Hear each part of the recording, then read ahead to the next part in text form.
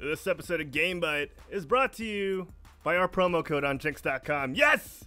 If BlizzCon makes you want to buy a lot of Warcraft shirts, well, a lot of Overwatch shirts, or even some Rastakhan Rumble, head on over to Jinx.com and use our promo code QuitStalling_366 to get yourself 10% off of all your purchases and all the items in your shopping cart. Yes, it's QuitStalling_366. Let me tone down the music real quick. It's gonna go down. It's gonna go down. Right? It's down. The screen is black real quick. Just for a quick second, because here we go! Oh my word! It was BlizzCon over the weekend. And I am lacking sleep. I am lacking energy. Well, actually, no, not energy, because I got super hyped for BlizzCon. By BlizzCon, for BlizzCon. By the fine folks over at Blizzard. Man, it was a good weekend. As frustrating as some of the minor things were. You know, but we'll get to that in just a second, all right? Welcome to BlizzCon. I mean, welcome to GameByte. Yes, the weekly show that gives you your lighthearted take on video game news, views, reviews, and so much more. I am your host. I'm Harold Silvestre. And when our download numbers are gone and struggling, I look to the audience and say, don't you have phones? Don't you? All right. Shit. Oh, boy. Snap! Broadcasting live from the Quit Stalling Media studio. Yes! We are back. We've been away for quite some time. We did a little ESGS going. We did a lot of preparation for shoutcasting. But we are back. We are back in full force. We got a full house today. Well, sort of full, because I got my regular co-hosts with me. As I love to have them on the show with me from weeks on end. You know, when one of them is missing, my heart breaks. You know, when one of them takes a visit to Malaysia or Switzerland, you know, I'm like, oh, it's just 2/3 of a show. It's only 2/3 of a show. But I do have my co-hosts with me today. Yes, my right-hand man. If I'm the war chief of GameByte, all right, I need a ranger general or something similar. All right, so Jester. Or he's not the jester, but you know, he will make you laugh because he's a Jack Black of Overwatch, also known as Instant DZ. Diego Z, how you doing, brother? I am so hyped. Bohemian Rhapsody. Just kidding. No, BlizzCon. Wrong show. Yeah, I'm so hyped. I'm sorry. There's a lot happened this week. Aside from Bohemian Rhapsody, BlizzCon happened. A lot of games and a lot of stuff were announced. Some to, people not liking it. Me liking a lot of it. Yeah. So, I mean, later on in the show, we're gonna discuss all that stuff. It's the elephant in the room. We're gonna get to it. But for now, that's it. Definitely will. Yeah, we definitely will. But yeah, so the other side of the, not gonna say spectrum, let's say other side of the internet. Yes, Diego. We have the Quit Stalling's resident innkeeper. Aha, got it. There we go. Aha, akala mo, ha? We have Quit Stalling's resident innkeeper, Mick de Guzman. How you doing, Mick? That's right. If we need a shipwright, this man will wreck your ship. Now, if we need a shipwright, this guy will guide you through the storms, and with his sails will get you to Kulturas. He will get you to Zandalar. Ooh, I like that. I don't know what those are, but I like that. Once known as the midshipman, he's the Fury bot. Mick de Guzman, how you doing, Mick? Hey guys, good evening, everybody. Good evening, guys. How you guys feeling? We were gone for like a week. Wow, it felt like It felt like longer, right? It felt like longer. It felt longer. Yeah, it felt longer. Yeah, we took a week off because Halloween. Hope you guys had a great Halloween, and of course, All Saints and All Souls Day. All right, I forgot it was Halloween. Yeah. So I didn't even much dress happened. up. I didn't. Oh, wait. I think I dressed up, but then I wasn't here. But anyway, yeah. Good evening, everybody. I am excited to digest all of this wonderful content that we have for you today. Yeah, you should be excited, Mick, because there's so much happening right now in the world today. Oh. Yeah. Are you gonna break into an inspirational speech?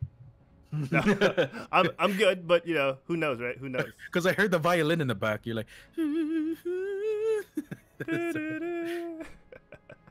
oh man, man, it's been a good few weeks. Like we mentioned, you know, it was BlizzCon, Halloween happened, and speaking of Halloween, you know, DZ, you and I had such a good time.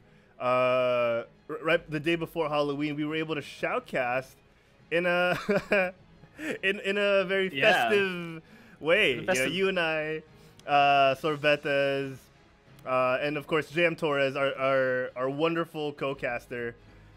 Thanks to the help of Catfish Hexen or Alex. Oops, sorry, that's loud.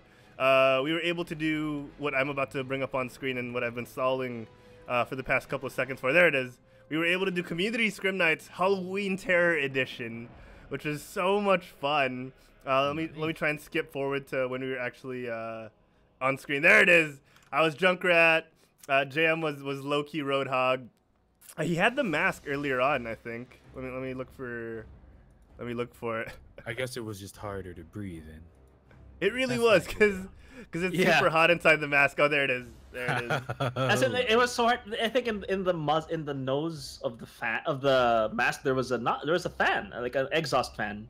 Yeah, there was, because it gets super hot during the cons. He mentioned, that's a good point, cool. Diego. He mentioned that. And then DZ got to dress up as Dr. Harold Winston. No relation. And I have a hamster there, so the Hammond, obviously. Hammond. I had a name tag in my coat that says, "Hi, my name is Harold Winston." I'm sorry, Dr. Harold Winston. Dr. Harold Winston. Very important. Real quick, I want to give a shout out to Silfox, who's in the chat right now. He says, yes, welcome back, Silfox. And of course, Human Panda, welcome to the chat. And welcome everyone at home. Human Panda was saying that he can't wait for our discussion about Diablo. You know, I'm actually super excited for it as well. We saved it for the middle of the show so that we can get some of the smaller stuff out of the way, some of the lesser paid attention to stuff out of the way, or properties of Blizzard that had slightly less news. And then at the end, you know, we got Overwatch. So I'm super psyched for everything. You know, Warcraft 3 Reforged is something we'll talk about. So much. But guys, before we get to the actual BlizzCon stuff, I want to ask you guys what you've been playing, because that's how we start every show, and I would be remiss if we didn't do it again. So, Mick, man, what have you been playing? Well, first things first, let's get out the little things out of the way. Of course, I've been playing my usual Hearthstone. I'm playing my usual Assassin's Creed Odyssey and Call of Duty Black Ops 4. Aside from that, I just went back to Monster Hunter World because apparently there's a new update now for Cool Taroth, which is this 2-week event where you can kill this huge monster that's covered in gold. Oh, I've seen that in WoW. He's like an elemental, but he's mostly like gold coins and stuff. Am I getting that right? Oh, yeah.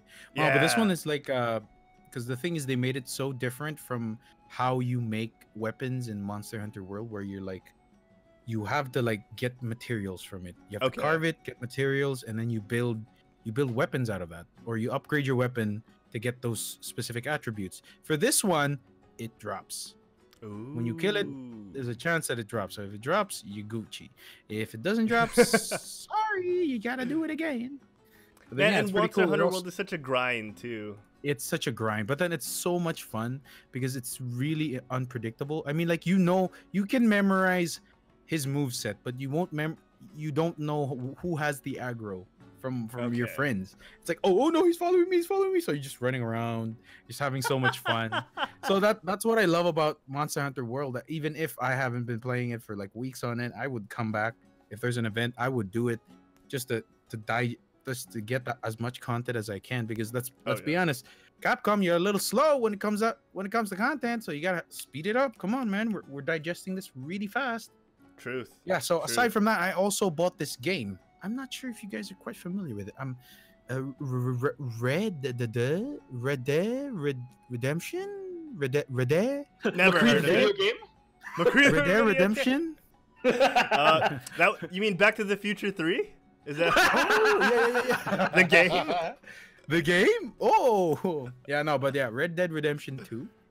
Oh my god! I bought the game. I haven't started it. Don't remind me that the game is out. I'm going. I have to finish. I have made it a point to myself that I have to finish Assassin's Creed Odyssey first because it's such a good game. It deserves to be finished. Even if I can't 100% that game, I will finish it before I touch that game. And that game is 2 discs. So that's going to take up most of my holiday weekend. That'll take up most of my holiday season already, just trying to finish it. Yeah. So I'm very excited. You got to finish Assassin's Creed and then finish Red Dead so we can talk about it next week on the show. No pressure, but you know. No. I got this, bro. I got you, bro. Don't worry. But then aside from that, there is a new mobile game that me and Diego know about. It's very close to our heart because it's based on a game that is close to both our hearts. Yeah. It is how do you pronounce this? Ragnarok? It's pronounced right? Addiction Mobile. Oh yeah, Addiction Mobile. The Devil's Plaything. The Devil's Plaything. The Devil's Plaything. Oh my God. Devil's Plaything. Yeah, but shout out to Bob Estrella, by the way. Yeah, Bob Estrella, our brother, who just basically blew our minds with that interview before. But then Ragnarok Online Mobile Eternal Love, Rommel for short. So yeah, I've been playing that as well. So yeah. I just call it Rommel. Are you guys playing Rommel? And people are like, "What? Play Rommel? Oh my God, that's hilarious." Yeah, that's hilarious. But then that's basically what I've been doing. What about you, Diego? What have you been playing? Before we go to Diego, everyone in the chat, we're wondering what they've been playing. So guys, over in the chat, let us know what you've been playing. I'm talking to you, Panda. I'm talking to you, Silfox. Of course, Wisa, who's back and watching. Hey, Wisa. Alien Boy just subbed to us on Twitch. I think that's his first. Welcome back, Alien Boy. It's a gift sub. It was a gift sub from Human Panda. Nice one, Human Panda. Panda's just giving money away. I don't get it. You are too kind. Because he can, sir. Because he can. Okay, now we have no excuse not to set up like a tournament for Overwatch already. Right? So Human Panda is pretty much, ensured that we get to do one. He's our financier. Brought to you by Human Panda 22. It's the Quit Stalling Overwatch Online Open. Open Season 2. Okay, so real quick, again, everyone in the chat, let us know what you've been playing. We're super curious. Thank you, Human Panda, for the sub. And Alien Boy, who we've gotten in touch with. I think, the reason why Panda gave Alien Boy the sub is because we met them at ESGS. Isn't that right, Diego? Yeah, we met a lot of the viewers, a lot of people who've stayed with us for so long on the show. So it was nice. It's like, oh, that's so. Every time I read them in the chat, okay, I'm gonna read it in your voice. That's how you look like. I'm gonna read it with your face. I'm gonna imagine it. You're someone saying it. Yeah. Sorry, I wasn't there though. I'm sorry. I had to leave. You missed out. You missed out. I'm gonna bring up the photos. I really did. I missed out. Yeah. I was in NAIA Terminal 3, waiting for my flight. I got delayed for like an hour, so it's like. Oh my God.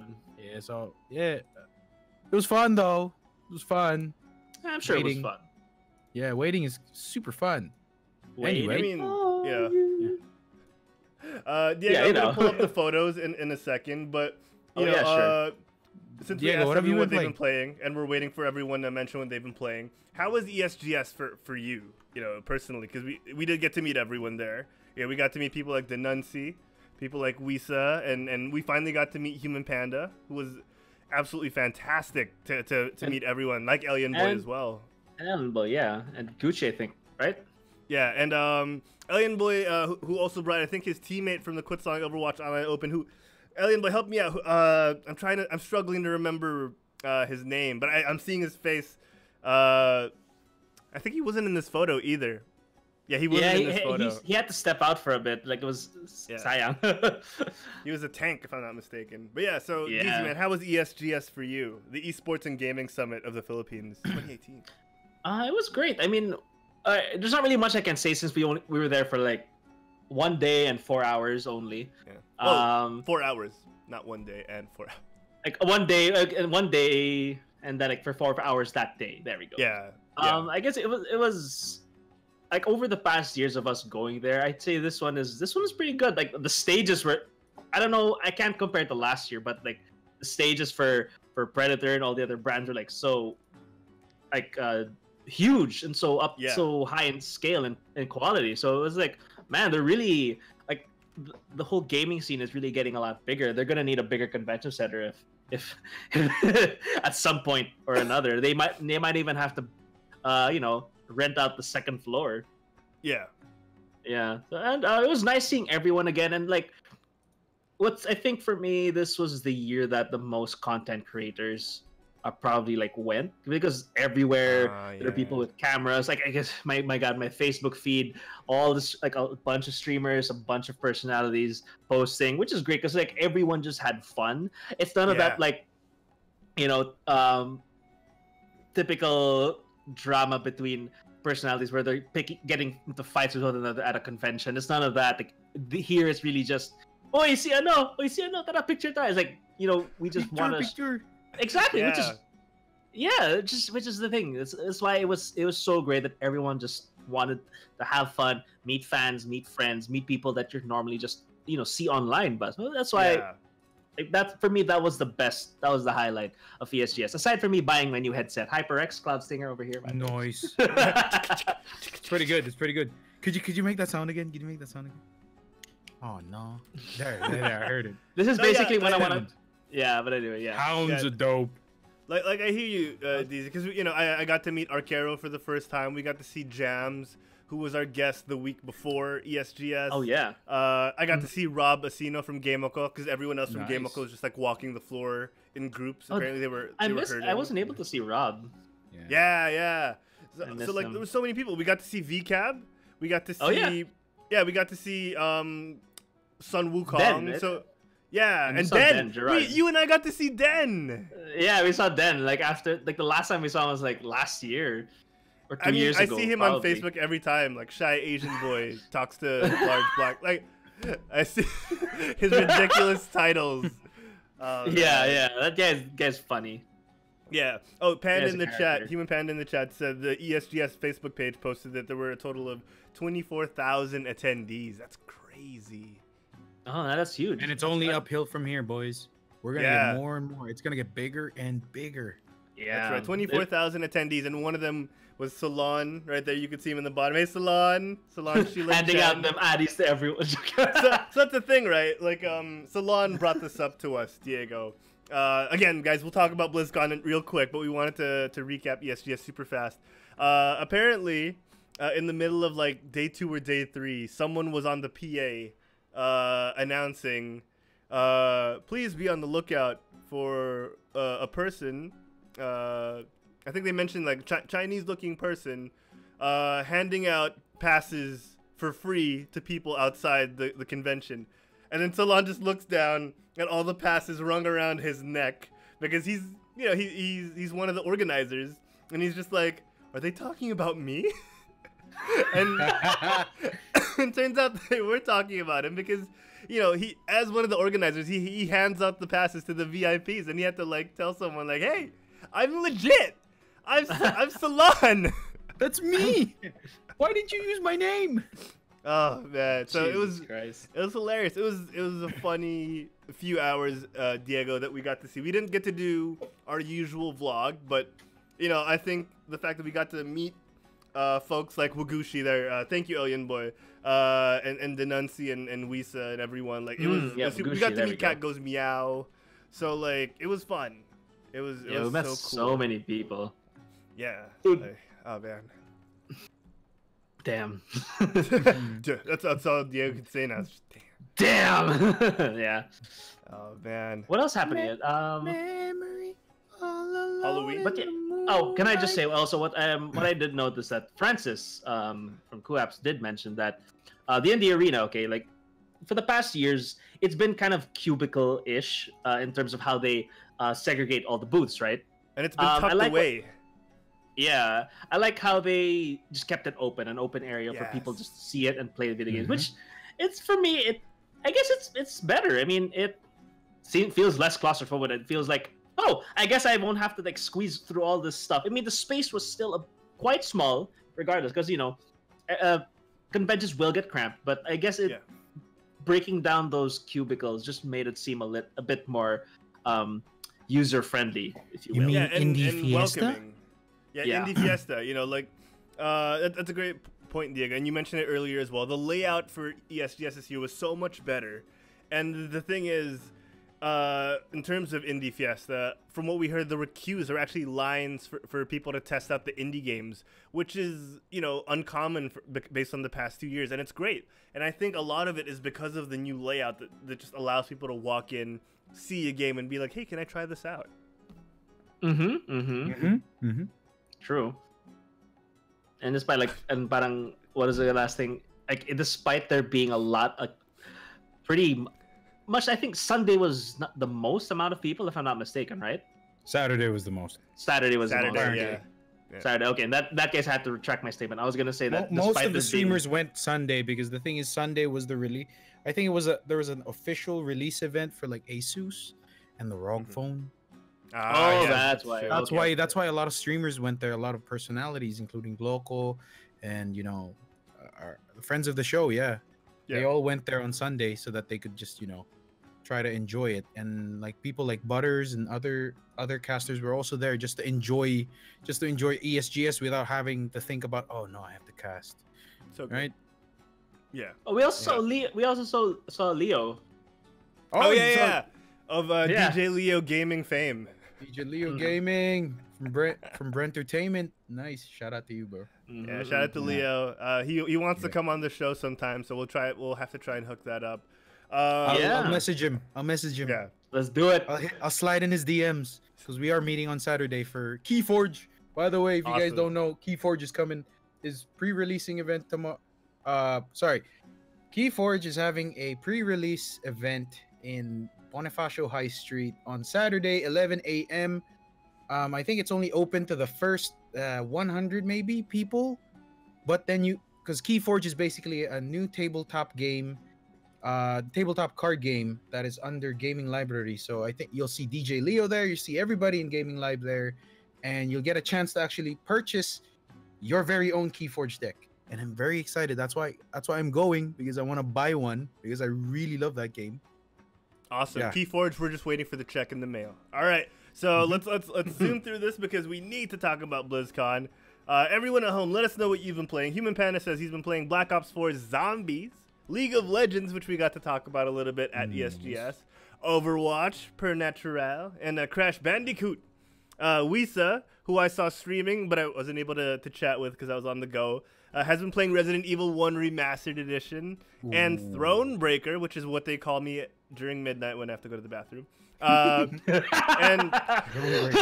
Thronebreaker, is my nickname. Diego, man, as we wait for everyone else to let us know what they've been playing, what have you been playing? I sold myself to the devil, decided to download this godforsaken game that's gonna eat up my mobile time again. But let me guess, it's Romel? Yes, it is Romel or Romel Renacon. Romel. Do we have to talk about it? Like how? Just go through it fast. It's fine. Through it fast. Okay, it's a nice repolish. It's a simple game. They're just giving us. Finally, Gravity is giving us well, I don't even know if it's Gravity anymore. Whoever they gave us, the people who've been playing it since the 90s. They've given us what we've wanted, which is a game that is built around a bot system. So pretty much it works. Finally. As in, I had not closed my tablet for 2 days. I just brought it to a freaking dungeon, auto attack, boom, level 31 overnight. Nice. Or maybe level 15. Sorry, the level 15 to 31 was like, of course, I had to go to Culvert, another map, but you know what I mean. Yeah, so maps, you gotta go. Yeah, and it's honestly, if you want to get into dare I say this, if you're the guy who doesn't like MMOs but you want to get into an MMO but you don't have the time, this is the right game to get. Perfect game.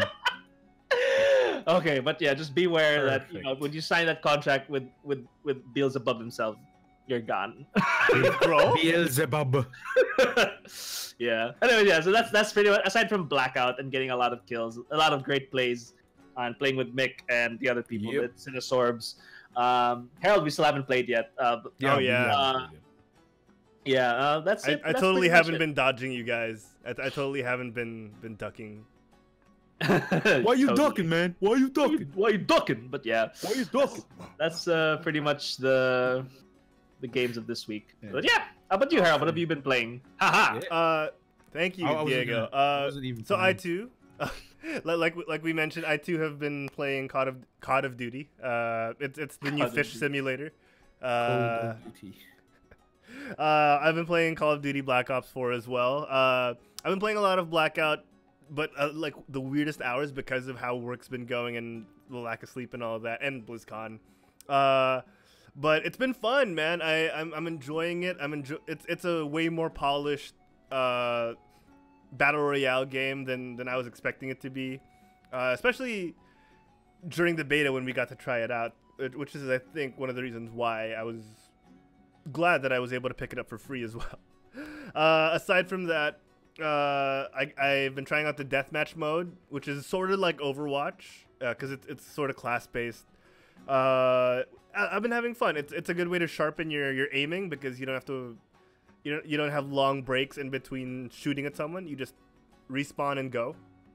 So you get used to the mechanics and because the guns aren't hit scan, which is what I'm used to in Overwatch. You know, I'm slowly feeling like a hit scan specialist the more I play Overwatch, because when I play a game like Call of Duty Black Ops, you know, the fact that the bullet has travel time really puts me off. And you know, I'm used to my guns being hit scan, but my projectiles being projectiles, you know, having travel time, like shurikens and grenades. So yeah, I've been enjoying Black Ops. Aside from Black Ops, I've played my share of Overwatch the past week, not as much as the weeks before, since it is a bit of a cooldown time, and we've been preparing for casting plus attack in 2 weeks, Diego. So that's taken up a lot of my time. And World of Warcraft, you know, gotta stay on the grind. Gotta stay on the grind, man. Yeah, that's pretty much it. Spider-Man has had to take a backseat a little bit. I haven't finished the game because I want to take my time through the story. So yeah, that's pretty much it. I've been enjoying what Blizzard and Activision has had to offer. Yeah. And BlizzCon was amazing. We should talk about that convention that happened over the weekend, don't you think? For sure, man, for sure. Let's go. Alien Boy though in the chat says it's like the original Team Fortress ? I think he's talking about the deathmatch mode that I was mentioning. Not so much. No. It's still very much Call of Duty Black Ops, but you know, with specific ultimates for specific characters or heroes, I guess you could call them if you're coming from Overwatch. Yeah. It's interesting. It's interesting. If you get the chance to try it out, I suggest you do. If not, maybe watch some gameplay on Twitch or something and see what it's like. It's fun. It's fun. I honestly feel like no pressure. I honestly feel like they could have done the deathmatch without the ultimates. At first it was a nice thing, but now it just seems like a gimmick that okay, every now and then I'm gonna be able to slam some guy's hammer on the floor and just say it's a hammer down, but it's not really a hammer down skill. Or I'm gonna use this character who whips out the Annihilator, which is like okay, a Magnum. High noon. Yeah. I'm going to melt the floor with my nuclear thing, and you're gonna have to watch. Oh no, sorry. That guy is Russian. I know, but he what's his name? It's like Torbjorn. His name is like Firebreak.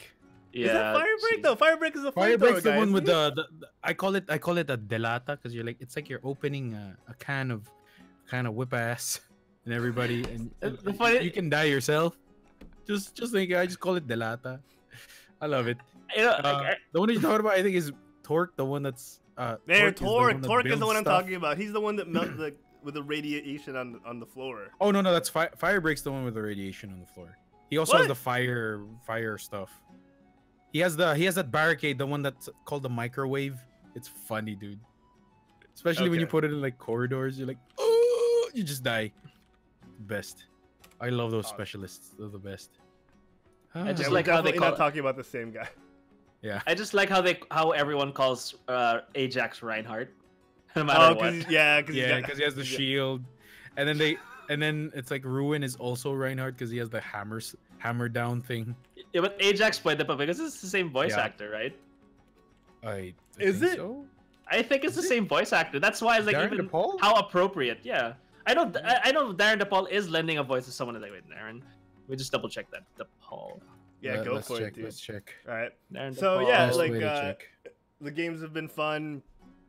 But it's time, guys. It's time to talk about BlizzCon because that's what we're here for. You know, BlizzCon was absolutely spectacular.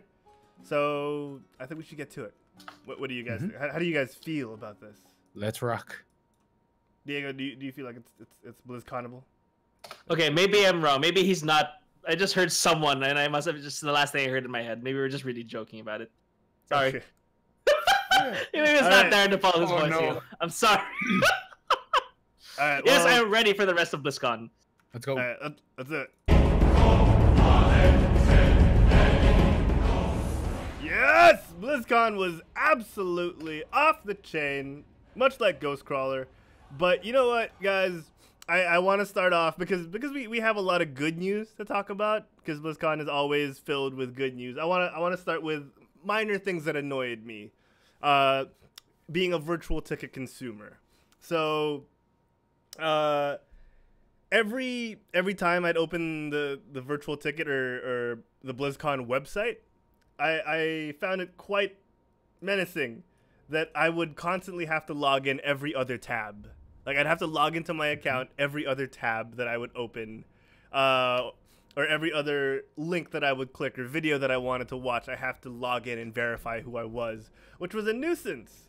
I was not happy about that. Aside from that, a lot of the times I found the audio out of sync, especially during live. I don't know if you guys experienced the same thing. I experienced the exact same thing. Frustrating. It's frustrating. And then the VODs, which I mentioned as well earlier on. The VOD. Oh, whoops. Sorry. I thought you were doing it on purpose, like a bedroom. That's a bedroom music. But aside from that, the Welcome VODs, home. especially the VODs from day one, which I was the most excited for because I got to see a lot of the panels initially, but I fell asleep because it was 6 a.m. I didn't get to watch everything, so I was like, okay, I'm awake while I'm driving to get to some work done. I'm gonna listen to the VODs. Nothing. On my way home that same night, nothing. Like, a lot of the VODs were missing, and they were so hard to find until after day 2, which was very disappointing.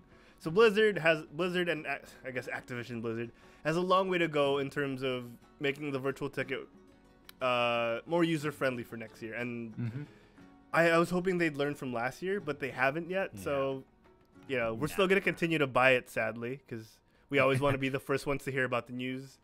But you know, I just hope they improve that aspect of it.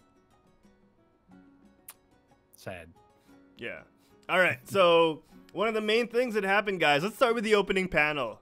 This guy on the screen right now, if you're watching the video, Mike Morhaime made his final appearance before passing down the torch to J. Allen Brack, the Steven Seagal of video games. Mike Morhaime did his usual thing where that he's been doing recently since Chris Metzen's leaving, where he goes, "Hi everyone, and welcome to BlizzCon," and it was fantastic. It was relieving to see him open the show. Sad to see him, you know, give J. Allen Brack all the power that comes with being president of Blizzard Entertainment. But you know, like, he trusts Jay. I still think he seems like a hard ass, but I don't know him personally. You know, I have no clue who J. Allen Brack is in person. So I'm just hoping the company's taking the steps in the right direction, because, you know, it's a shaky world we live in right now in terms of video games. It's great technology wise, but practices wise, you know, we've come to become wary of what's been happening in the industry recently. Yeah. So I want to get you guys' thoughts on the opening panel. Diego, you want to go first? You're gonna have to take this one. Actually, I had a lot of stuff to do that weekend, so I only got to watch like highlights and not really the important stuff. So you go ahead with the opening panel. Well, the thing about the opening panel, it's, you know, every year I look forward to it. Like, every BlizzCon I've watched, like probably 4 or 5 maybe. Most of them I always look forward to. For this year, I didn't really like look at it so much. I wasn't super excited. Like after like the opening ceremonies where Mike Morhaime introduced J. Allen Brack as the new president of Blizzard. Yeah, thank you. Of Blizzard. After that, I was like, I kind of spaced out a bit because I was tired. I just got back. From the. Yeah, to be fair, for those who were watching from abroad, that was like 2 a.m., 3 a.m. our time because it started a little later as well. Yeah, it started super late. And then watching it, I mean, there were some really, really cool announcements. Like some of them I expected. Like for example, the announcement of Hearthstone, the announcement of, well, I'm pretty sure you guys know this by now if you haven't been consuming or like looking through your Facebook feed. But then the announcement of the new Diablo game, the announcement of the new Warcraft 3 Reforged. I think that was the highlight of the whole. For me, that's the whole opening ceremony. The highlight was Warcraft 3 Reforged. When they announced that, I was like, okay, I'm buying it. Like I didn't even hesitate. I haven't even watched that the panel on what they did now and how they did it better. I just bought it. I already did. I'm really excited for it. I love that game. I loved it so much. I would play it nonstop by myself, even if I finished the game like with a bot, like with AI. Mm-hmm. After that, I just try to like build through the whole map so I can just make the whole map into my base. That's all I do. Like I do that for like 2 or 3 hours, and I still enjoy it. It looks so good. I mean that just speaks to how good the design of Warcraft 3 They're was. timeless. They're timeless. I mean, that's the beauty of like owning a Blizzard game. Like I will not hesitate to own any Blizzard game because if you think about it, those are games that you can always come back to play. Heck, Diablo 3. I don't play Diablo 3, but like I'll in the back of my head, I'm like, I can always go back to this game no matter what. Even if I don't have the Necromancer, I can just play it again. Yeah, definitely. I have it installed. But it's like not like Call of Duty is the 10th game in the series. It's like I can't play the Modern Warfare 1, 2, and 3 anymore because like I know there's a newer Call of Duty which was made by the Treyarch ones, the Black Ops ones. Those are newer, so why am I gonna play an older, less optimized, probably slower, less stuff. Exactly. But the thing is, Blizzard is like these games are timeless. Definitely. I have to agree. All right, so to finish up the opening panel talk, one of the funniest parts for me was the Hearthstone part, because there was no audio, so they had to cut right away. There was zero audio, so all of a sudden they went from this. So as you can see this right, like this whole time there was no audio. So I guess he was talking to everyone there. They couldn't go back to it because they had the time allotted. So I guess they saved all their announcements for the. I don't even know what happened after this, but I guess they saved a lot of the announcements for the Hearthstone What's Next panel because right there, they just cut straight to the arena. No, they basically just talked about if you watch it back where they fixed it, like the VOD, it's basically him just making a "yeah man" voice, like a Jamaican man voice. Hey man, what Rakistan's Rumble is, the new expansion, by the way. Rastakan's Rumble, which is the newest expansion that's coming out I think December. I'm not sure, like in a month from now, which is it's already expected. All of us Hearthstone players, including my friends in the chat group, we've all been expecting, the new expansion's coming out, they're gonna introduce it in BlizzCon. Oh, okay. We're just wondering what the theme is. And surprise, here it is. It's just a new theme. Yeah. Oh, Human Panda is right. I totally forgot about that part.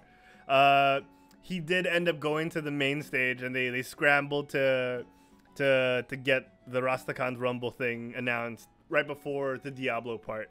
So yeah, thank you for pointing that out, Human Panda. I totally forgot about that. And he was saying he was a boring speaker anyway. And sadly, the speakers this year weren't as great. There is a special mention that I have to give later on, when we talk about that panel specifically. But yeah, like without Metzen, without Ben Brode, I think a lot of the speakers are lacking a bit of punch. You know, they're you could tell they know what they're talking about. You could tell that they're good at what they do, but the passion isn't as magnetic, I guess, is something I could use as an adjective or as a superlative. It's not as magnetic. They're you know, when you think of Chris Metzen on stage, you hear him go, "Geek is," out of nowhere at BlizzCon 2015, I think what that was. And he just talked about being a geek. And the whole time, if you were watching that opening ceremony, you hung on every single word he was saying. Like, these guys, you're just kind of waiting for them. Some of them, you were waiting for them to just say the thing you were excited about, which kind of bummed me out because I really wanted to get hyped. And most of the hype, I think, came internally and just how excited I was for the games that they were talking about. Yeah. Actually, to add to that, like, I was, again, since I didn't get to catch much of the live the panels, I did watch like YouTubers talk about it. One thing that what Jesse Cox pointed out about the whole BlizzCon thing. I love how you say YouTubers, but you keep going back to Jesse Cox. Like, oh yeah, YouTuber Jesse Cox. I mean, I watched a lot of people saying about it, but like it's an established fact. Yeah, it's an established fact that Diego loves Cox. So yeah, Diego, you were saying Jesse Cox was talking about. Oh boy, you're lucky that there's a swear jar in the show now. I don't know what you're talking about. I didn't swear. I'm just saying guys' name. I know, but you're forcing me to. Anyway, so yeah, like I agree when the whole like the panelists, the ones delivering the news, they're kind of like, yeah, they lack the passion, they lack the pizzazz that people like Jeff Kaplan have. Like he specified. Oh, by the way, chat, they call me Foxio on chat. Woo! Just subscribe with tier 1. Thank you, Foxio. Thank you. He pointed out that like since of course Mike Morhaim's also gone, a lot of the the main producers, the main devs behind the games we love are stepping down. The only one right now who has the personality anyone who has the personality in Blizzard is like Jeff Kaplan. He's like the only saving grace in terms of facial value. Yeah, and he like, kind of did well to point that out as well. I want to talk to you guys about our new hero in Overwatch, the 29th. See, that's how Jeff Kaplan goes. But then everybody loves it. No, Jeff Kaplan was so high. Did you not see him in the opening ceremony? Was he like jumping around? He was the only one who was fun to listen to. You know, last year he had to get Darren DePaul on stage to actually hype up everybody in the Overwatch arena when they were there. And then for Hearthstone, I felt bad for them because they have no charismatic figure to actually like introduce this one. Yeah, like, Mick, it looks like you lost the respect of Human Panda in the chat. He's like, hey, let's talk about Mick. What are you talking about, Mick? What you talking about? By the way, it's M-I-C-K, not M-I-K, my good sir. Well, he was saying if you can't get Jeff's energy right, he won't get your name right. He won't get my... but like, yeah, sir. I mean, but your point. I give you that then. Yeah, Blizzard needs more frontmen. Blizzard needs more frontmen. I know it's kind of hard to come by, and you cannot like strike. Lightning can't strike twice with Mike Moore. We can't have another Mike Morhaim. We can't have another Jeff Kaplan. It's hard, but like I think that's the kind of push that Blizzard needs. But they need a new personality to deliver these games. Yeah. And all that stuff. So yeah, but that's just my thoughts on it generally. Yeah. Okay, so and of course, with reference to Jesse Cox's video as well. See, man loves Cox, dude. Just so you know. Shut up, all right. So, man loves Cox, dude. Oh man, yeah, you really have lost Human Panda's respect. No, but yeah, Diego, Wisa and Denunci share your love for Jesse Cox in the chat. So yeah, once again, thank you, Denunci, for hosting us. And Wisa and Denunci, thank you for watching again. They call me Foxio did message in the chat saying, I never caught your stream before, guys. Bad looking good. I think he meant not bad looking good. I'm hoping that's what he meant, and he's not calling us Like we started off bad, but now it's looking better. So you were a little rocky at the start, but now looking good, looking good. We're so bad that it's good. Come on, man. Oh. Okay, ooh. I get it. We have phones. We have phones, don't we? So. Okay, can we like let's move to that. I want to get to that so fast already. You want to cut straight to Diablo? No. Okay. We can go through the other stuff first if you want. Let's go really quick through. Let's go through StarCraft real quick, and then we can go straight to Diablo Immortal. How's that sound? Cool. Okay, so yeah, sure. Sounds good. Real quick. You have phones, don't you? That guy's hilarious. So. Not much happening on the StarCraft front in terms of new things. The newest thing we're getting is a new commander, Zeratul. Mick, correct me if I'm wrong. This is for multiplayer, right? Sorry, what? This is nothing. This has nothing to do with the campaign. This is purely for. I think this is for multiplayer. When you go 1v1 against someone, it's a special. It's a special general that you choose whenever you're like, Zeratul the co-op commander. I think Protoss. I think he's Protoss. Is he Protoss? Yeah, yes. He is Protoss. Yeah, okay. He is the new. Yeah, he's the new co-op commander. So aside from Zeratul being, oh, and Wisa just subbed too. Thank you so nice, much. Wisa. Thank you very much. That's because it's another gift sub from Human Panda too. Human Panda just blowing our minds. Stop it, you're too kind. You're too kind. Yeah. Thank you, Human Panda. Oh my gosh, that is. We have to start counting how many gifted subs Human Panda has given Diego. I promise to do that before the end of the year. There's a count there. It says 5. Is it? No, that's the count in general. That's his personal. Oh, really? Wow, he's given gift subs in the channel. So Human Panda has subbed 5 times, and he's gifted 5 subs. That's insane. Human Panda, thank you so much. That's a lot of money. That is a record broken by any standards. Yep. Okay, so let's burn through StarCraft. So they want to get another war chest out before the end of the year. They're also looking to do a lot of balance changes and a lot of overall work to be done, like a big design patch and versus highlights. They want to adjust the end game units for each race, which I'm assuming will be a huge thing in terms of balance, and they want to get StarCraft back up in the front of the esports scene, because a lot of people have been saying and have been playing StarCraft 1 Brood War as like the top of the esports ladder. If it wasn't for Blizzard pushing so hard for StarCraft 2, I think we'd still see StarCraft Brood War dominating the esports scene. So aside from that, we're getting a lot of reworks in general, and they're just trying to balance the game out as best as they can. I feel like they're trying their best to make it a little faster than most of the games, so that it becomes more competitive in a sense, so that you can actually do the things that that South Korea was doing back in 1997, I think, or 1998. Yeah, when StarCraft came out. So they really want to recreate all of that. So I feel like this is a big deal. This is a big deal for StarCraft fans, and I think I think it might help. I really do. I can't really say because I'm not really a StarCraft player, but I really think that this will help the concurrent players right now in StarCraft 2. It might even bring it back up to, bring it back up, right there, up there near Overwatch in competitive esports. Because right now it's still Overwatch and Hearthstone.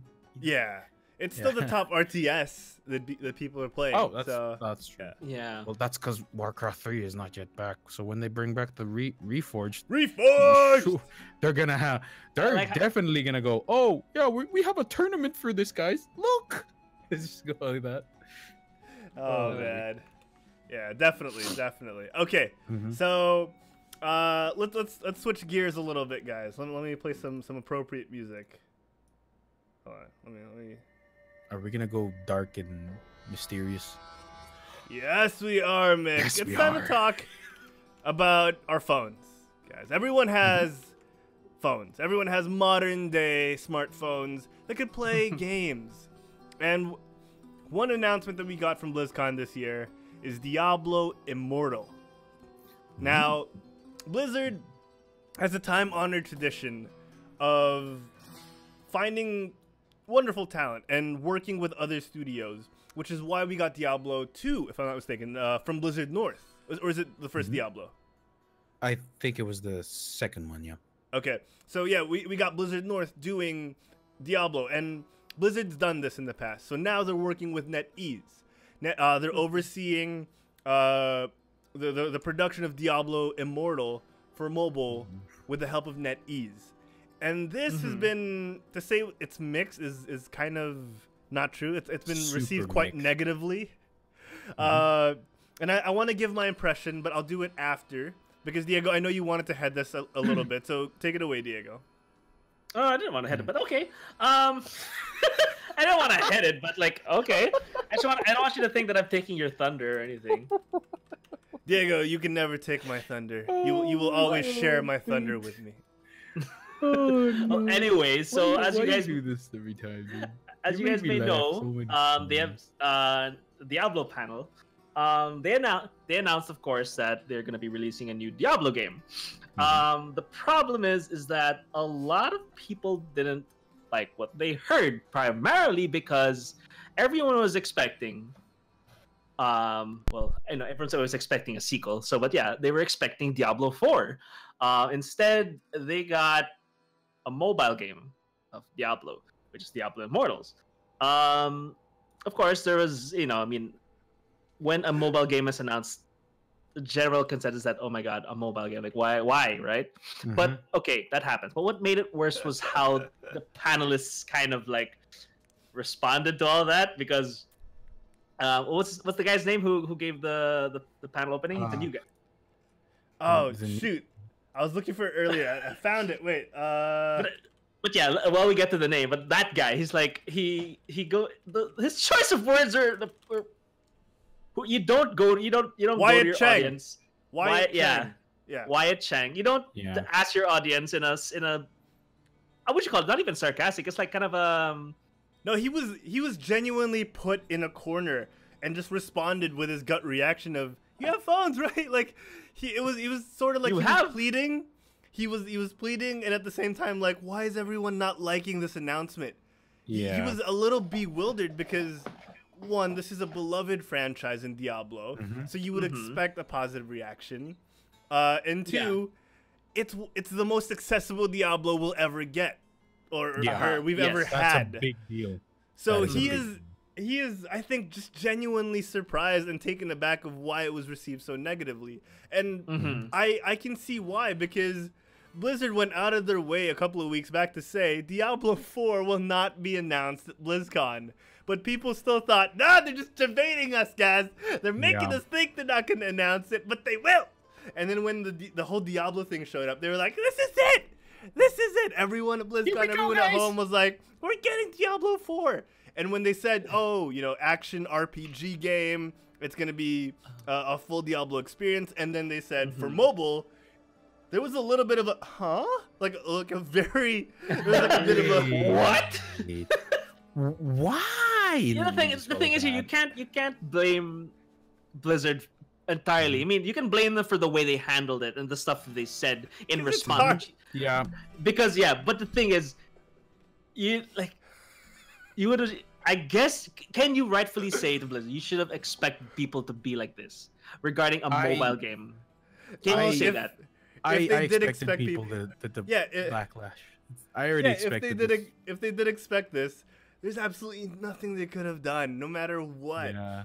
The only other thing they could have done is said Diablo 4 is on its way, guys. But still, people won't based on the reaction they got, people would have still been like, bullshit.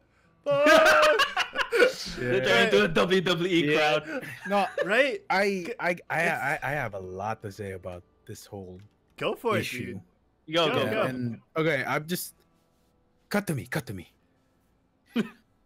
Folks at home, I want you to realize something. Mobile is king. So if mobile is king, of course, Blizzard, or Activision Blizzard to be specific, is a company that tries to look for the next big thing. Remember that, okay, fine, you hardcore fans, you guys your hardcore ARPG Diablo fans, you're gonna hate this. You're gonna hate how oh, we've been waiting for so long because they're just giving us the exact same thing every season. Or like, oh yeah, I mean, like they're trying to listen to us, but then they're still giving us the exact same thing over and over and over again. And we're not trying to make Diablo fans look bad because we too are. I'm not trying to make you look. I'm just trying to make a voice. Sorry that my voice may sound sarcastic, but then yeah. But remember this, guys. Remember this. I want you to remember this. Blizzard wants to branch out, not just for the hardcore players. If they keep fan servicing every game that they make, then they will not make money. Then they will not survive. They will disappear, and all your games, the games that you love, will disappear. So, with that, personally, I didn't like the announcement, but I respect it. You know why? Because I feel like they're taking a risk. I mean, like, look at Hearthstone. Hearthstone is a perfect. Honestly, it's a game. It's an award-winning game and an award-winning mobile game from 2000, I think, 14 and then 2015 when they launched it on the phone. See, they have that. They already have the back. They already have the chops to back it up. Yeah. So I have faith in them that they're gonna make a game that is good. Like, look, if you to my mobile gamers out there, if you guys know about the Demon Hunter series, dude, that Demon Hunter series is amazing. 1 through 4, all those games are really good. I played them. I didn't get to finish them because they're very taxing because you have to pay a lot of money.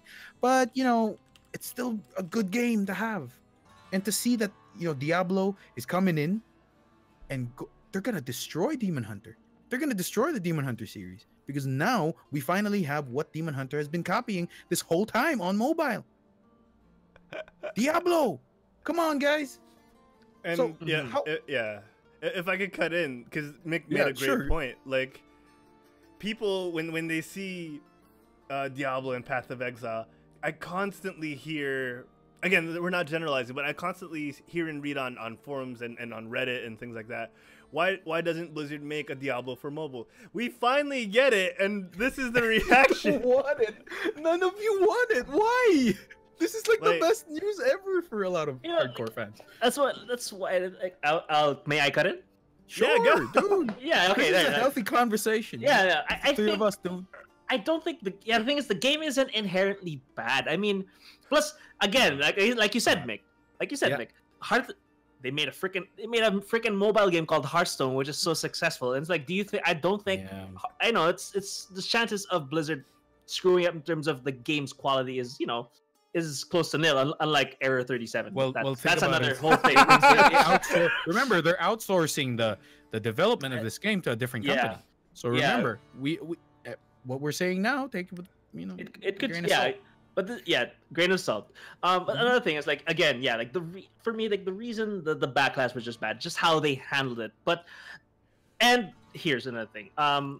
You could argue that they could have announced it. The timing could have been better if they had announced it alongside a game, similar to how Fallout Shelter was announced. They announced it right after Fallout 4, I think. Is that right? Yeah, Fallout 4 was announced, and then they go, "Oh, we also have an accompanying." Yeah, it was like it was like a free add-on. It was like a free add-on to something everyone wanted. But but with Diablo Immortal, I think what made it really bad, aside from how they handle, is that it's I think how everyone saw it was more of just a port of the Diablo gameplay 3.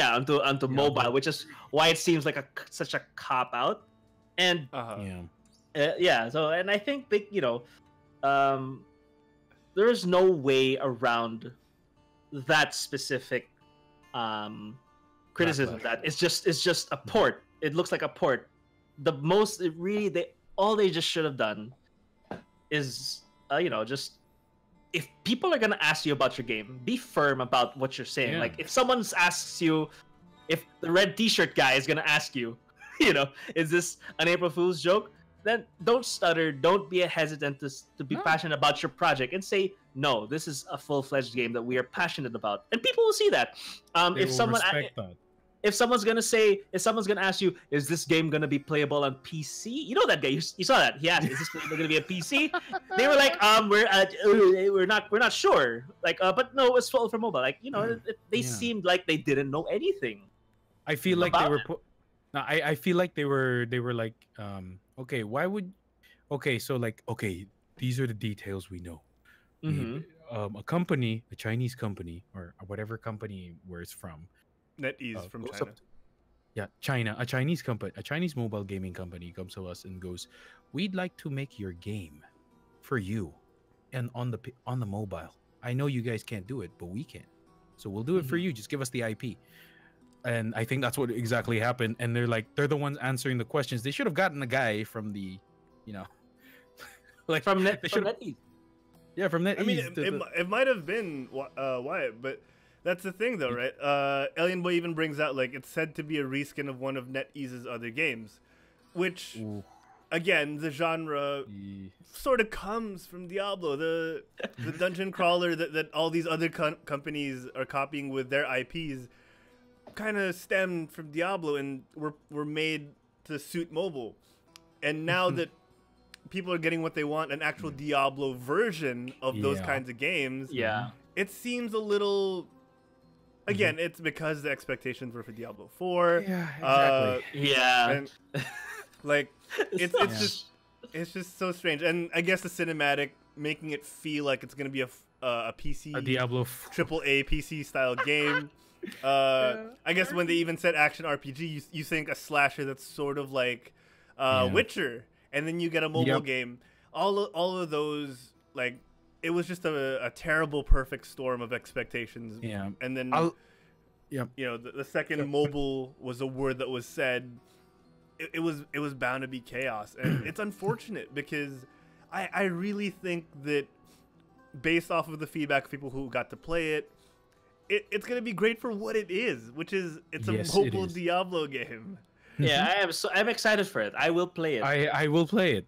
I will play it not because I'm a Blizzard boy. Not because I somewhat love Diablo, but because, hey, it looks fun, dude. Let's be honest. Yeah, I mean, go ahead. Like, look at Mobile Legends Bang Bang, a game that someone here was supposed to review a year ago, but never really did it. Elgin, you can say it now. Yeah, you can say it now, Elgin. You can say it now. But then looking back, and then I played a few. I personally played a few rounds of it. And when I was in Penang, I downloaded the game because I was bored because I didn't bring my laptop. My laptop was broken, so I was there with just my phone and a charger, and of course my clothes. But yeah, I played it. It was actually pretty fun, and it just looked fun. I mean, like from watching MPL in the MPL season 1. We're talking about Mobile Legends Bang Bang. Yeah, Mobile Legends. Yeah. That's why. And I was like, oh, this looks like a fun game. Let me try it out. So that's how I see games. It's not because of, oh no, I don't want to play this game because it's not Diablo 4. Okay, it's up to you. It's up to you. It's really up to you.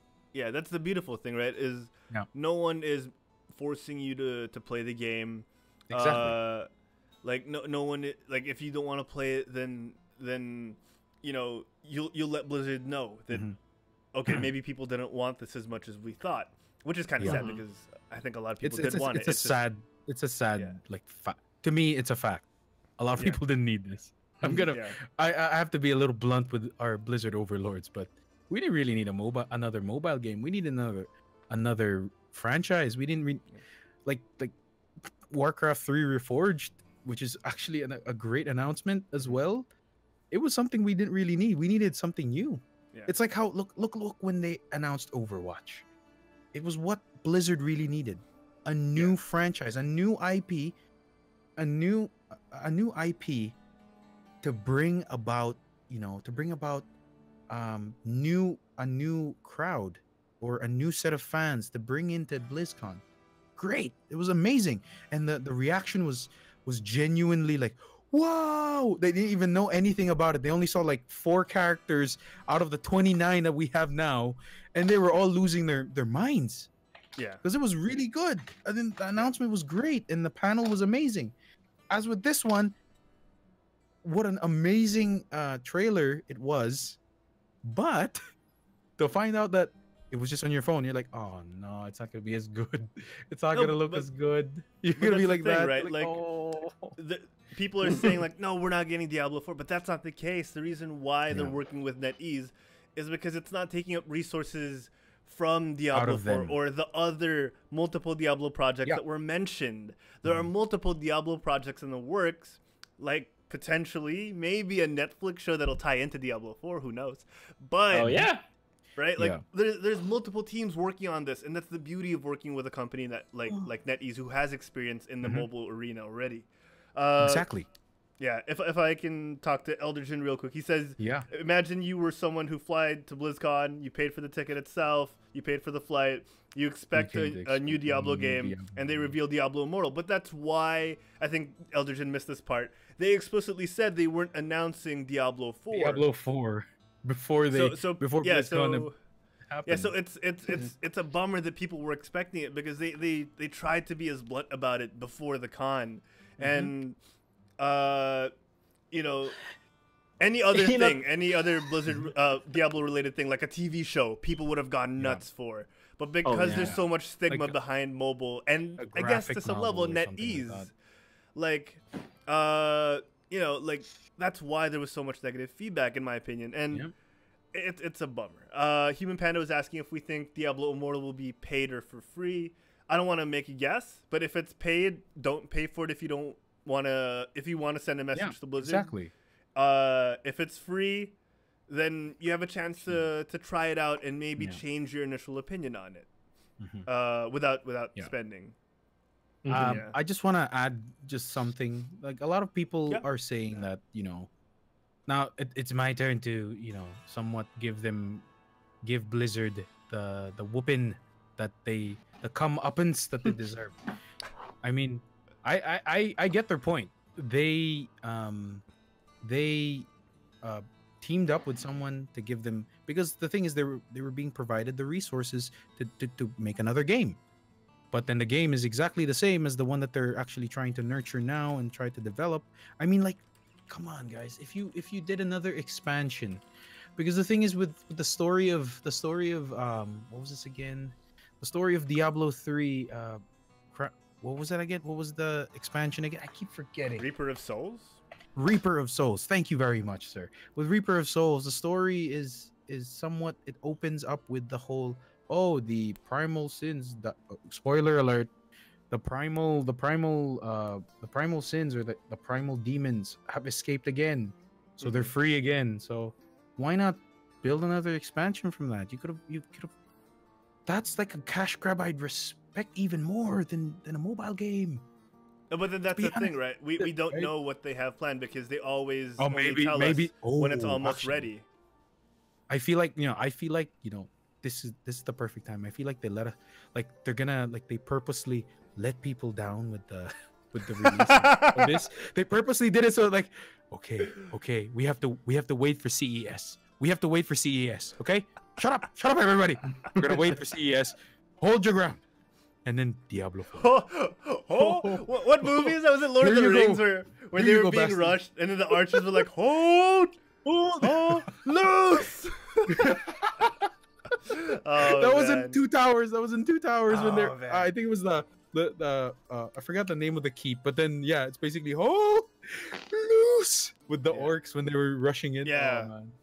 Epic scene. Yeah, but then it could be that. You're actually right. For peace of mind as well. Like, I know people are skeptical about NetEase, right? I remember also hearing one of the videos, and I just double checked this now. Blizzard and NetEase have actually been working together for a long time already, ever since 2008.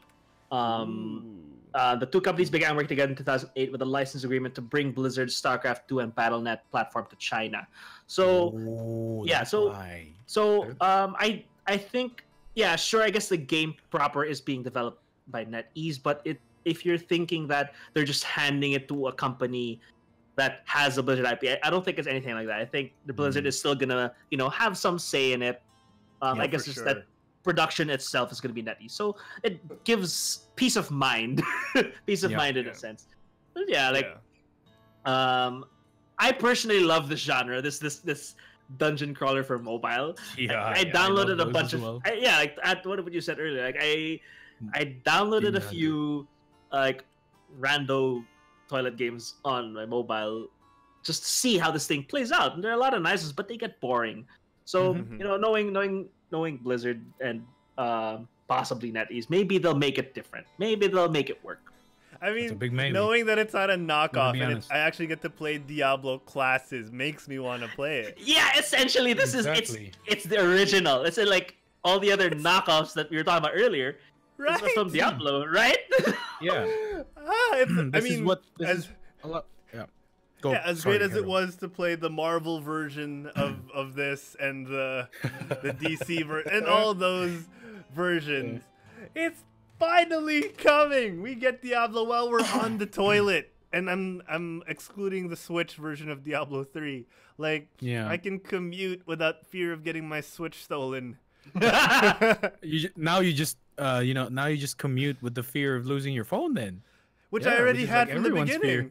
Like, I mean, like, it's already there. I mean, like, what have I got to lose?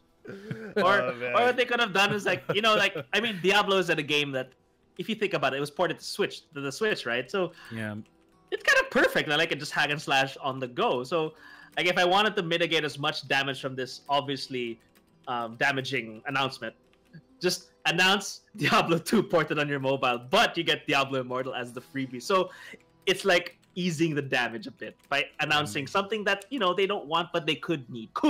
Yes. Yeah. But yeah, I mean, we know what the problem is, but you know, it couldn't have been any worse, or it couldn't have been any better. Yeah. Well, exactly.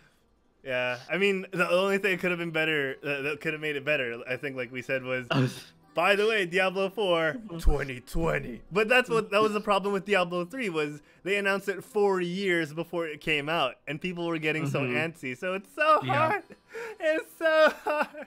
I personally feel bad for the development team of Diablo, because I feel like they're the ones who have had the most hardcore fans, but at the same time the most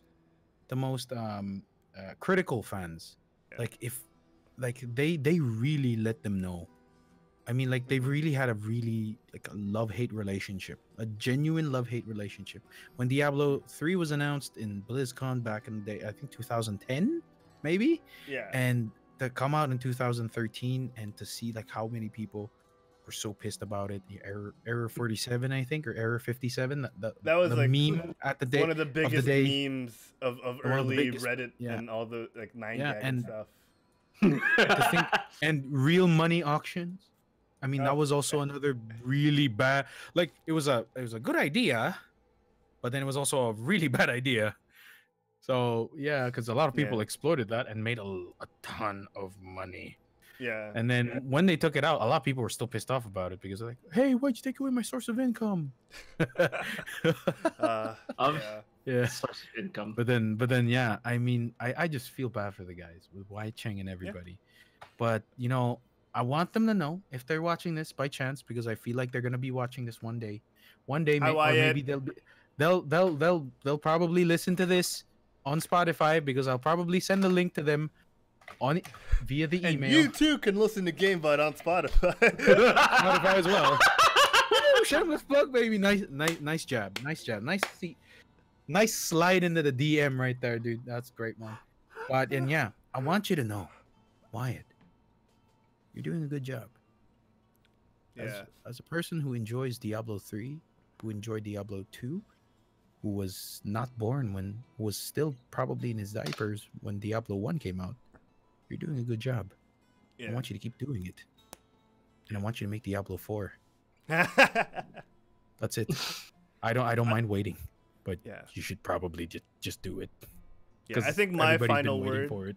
Yeah, I think my final word on Diablo Immortal is, I think when people like Alien Boy said in the chat, you know, you can never please everybody. Exactly. I was gonna say that. My final word on this, I guess, is, you know, when it does come out, I'm hoping it'll turn a lot of heads and prove people wrong. And people will be more open to it than they have been when time has softened the anger a little bit. Yeah. Because again, as we've said time and time again on GameByte, because of how we on the surface treat companies like Ubisoft and EA. EA deserves it though. It's not easy to be a game developer or a publisher. In the court of public opinion, you will always have detractors, and I hope it doesn't let. I hope it doesn't let people get people it down. Anyway. Easy, you want to say anything before we move on to the rest of BlizzCon? Sorry, you cracked out. You chopped out of it. Was that? Did you say no, DZ or Mick? Yeah, DZ. Oh, okay. Mick already solidified his stance. Last thing on it. Okay, here's the last thing. Everything would have been fine if this was not towards the end, the announcement. If they had done it from the beginning, that would have been okay, because everything after that would have been great. Which is what we should do now. Which is why we should move on to the next game. Yeah, actually, I want to spin off of that. If they said it was mobile to begin with, and then blew people's mind with a cinematic, that might have changed something. Yeah, they shouldn't have surprised it. Yeah, I share the same sentiments as you.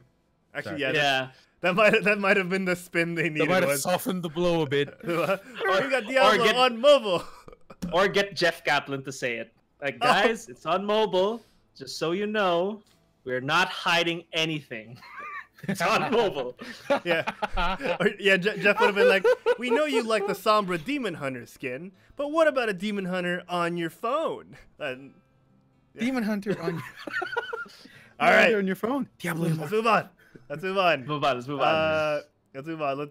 Let's go back to the tavern. Let's play some fun tavern music. Mm-hmm.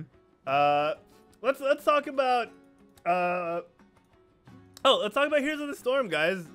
Yeah. This was another pretty cool one because exciting as well. We got a hero announcement, and this is not your conventional Heroes of the Storm announcement, because when you think of Heroes of the Storm, as by its nature, you think of characters that are already existing within Blizzard properties. But this time, we're getting, as they said, someone birthed within the Nexus, and someone birthed within the hero's story. So I was actually quite shocked by this, because I wasn't expecting. I haven't closely followed Heroes since we started Quitstalling, so I was actually surprised that they're going with this fresh take, which is again, it's refreshing. We're getting Orphea and Orphea. Yeah. Orphea. Sorry, Orphea. Ophelia. Sorry. Real quick, so we got the guys in the chat saying Elder Jin was saying D3 dumbed down D2, Immortal was the news nobody wanted, Path of Exile is an easily available alternative, but Diablo fans hope for better. And then Alien Boy said Harold felt a sense of pride and achievement. I just want people to have fun. I just want people to appreciate the games that we're actually getting.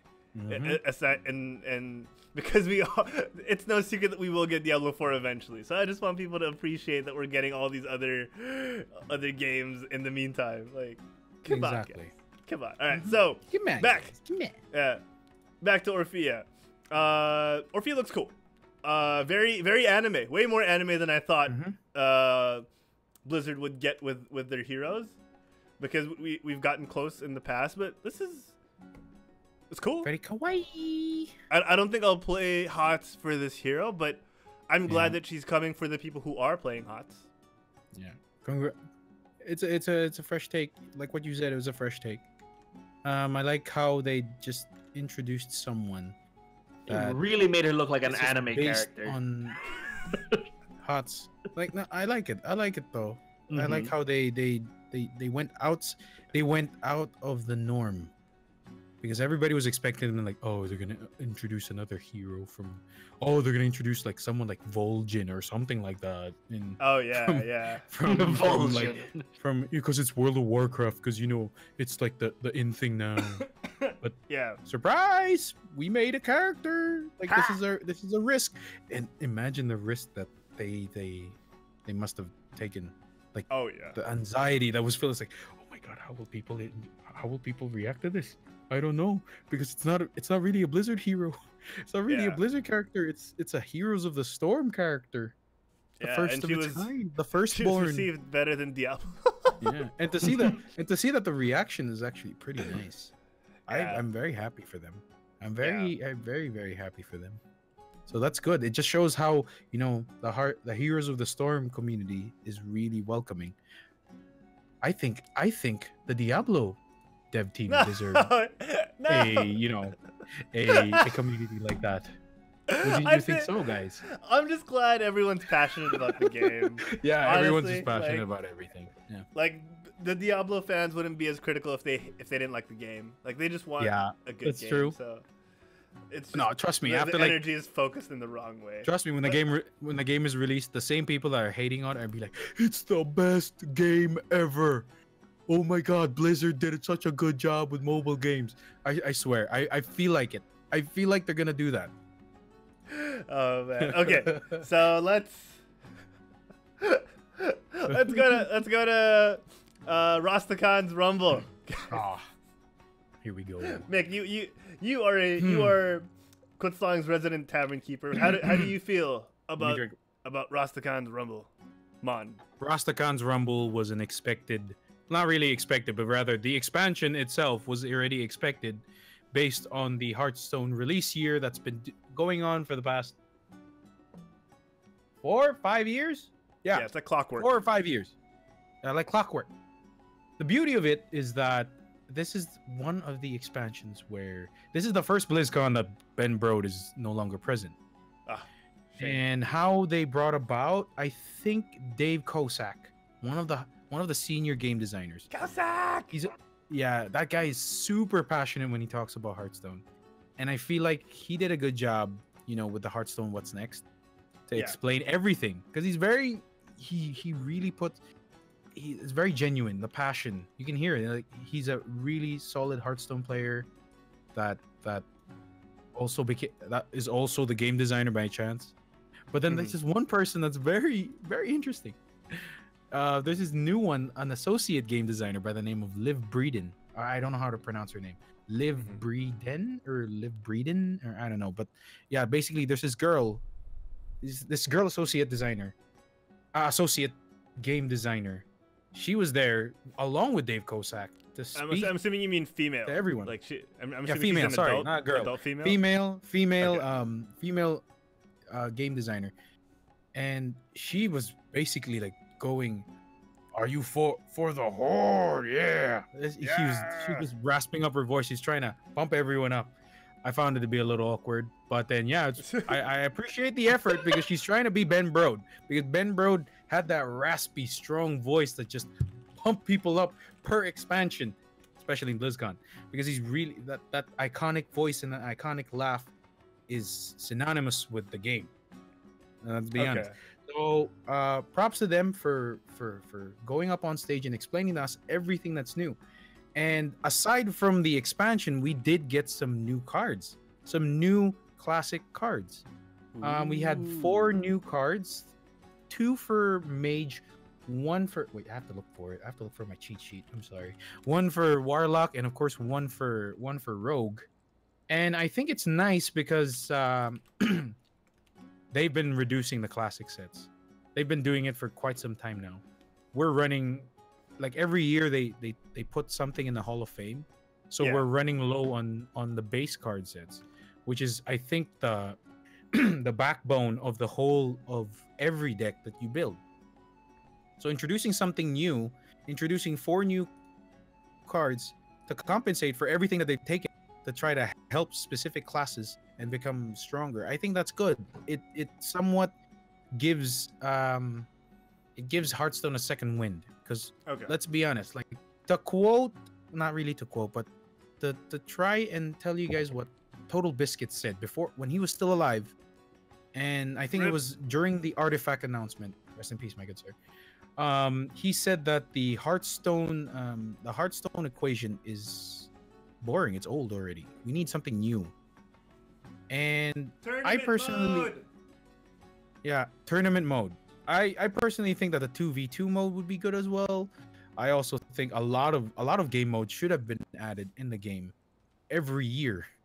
Not just new cards, but rather a new mode. Not just solo mode, but rather some co-ops. I mean, like, you know, you want people.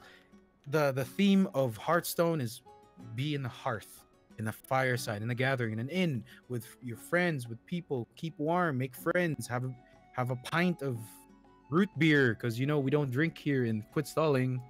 Oh, we're yeah. adults, Just go with it, boys. We're trying to be PG here. Okay, so yeah, like what I was saying, yeah. Have a pint, be around with friends. But if you're gonna go one-on-one with them, that's not cool. You want to get like more people involved, like 4, maybe 5, or maybe even 6 people, like involved in one game, and that's so like imagining. Like during a quit stalling fireside gathering, is that the setting you had in mind? Exactly like a quit stall in a quit stalling fireside gathering. That would be really fun. That would be really fun. But then I see. But then yeah, to summarize everything, new card, new mechanics. What else? New card, new mechanics, new classic cards that's available to everybody that you can get from the original card packs that you open when you first start. So that's pretty cool. And they also, aside from that, they also have this announcement where they're giving away free packs to everybody to celebrate Hearthstone's 100 million player celebration. 100 million registered players, that is. Not concurrent. Okay, not concurrent, guys. Sorry. That'd be insane. That would be crazy. That would be mind-blowing. But then there are 100 million registered players in Hearthstone, and that is a big milestone for any Blizzard, probably for any Blizzard game, maybe. I don't know. Yeah. But then, because I think the highest for WoW was 14 million, maybe 11 million, 12 million, I think. I just realized that when our phones pop, like people will actually check their phones in case it was the. I just had that thought. Now that's hilarious. I'm so sorry, people at home. But yeah. But then WoW had like really huge numbers. Like I think close to 14 million, if not 12 million. I think it was 12 to 14 million. Yeah, that's pretty crazy. And to see that, you know, Hearthstone is reached 100 million registered. Wow. It just shows how much this game is really good and how much it affected esports scene. 12 million. Every other, yeah. And it really set the bar for a lot of, you know, games that will probably come and try to take the throne away. Definitely. From it. I'm talking about you, MTG Arena, and I'm talking about you, Artifact, as well. So yeah, it's nice to see that they are trying their best. I mean, the past expansion, which is oh man, I keep forgetting. Dr. Boom something. But anyway, the Boomsday Paradox, or the Boomsday Project. Yeah, Boomsday Project. Yeah, project. It was pretty good. I liked it. It was a fresh take on a lot of things, and seeing how, you know, Rastakhan's Rumble, the mechanics, how they work, I'm also excited for it. I'm really excited for it. I genuinely am willing to, like, you know, drop every other game and just play Hearthstone for like 6 hours in a day, just to try to farm out or enjoy this again, the same way that I did with what was the game? Knights of the Frozen Throne. That was a game. That was an expansion. That was a good expansion. That was one of the best expansions they had. Along with also Goblins and Gnomes. That was a pretty good expansion as well. The very first one.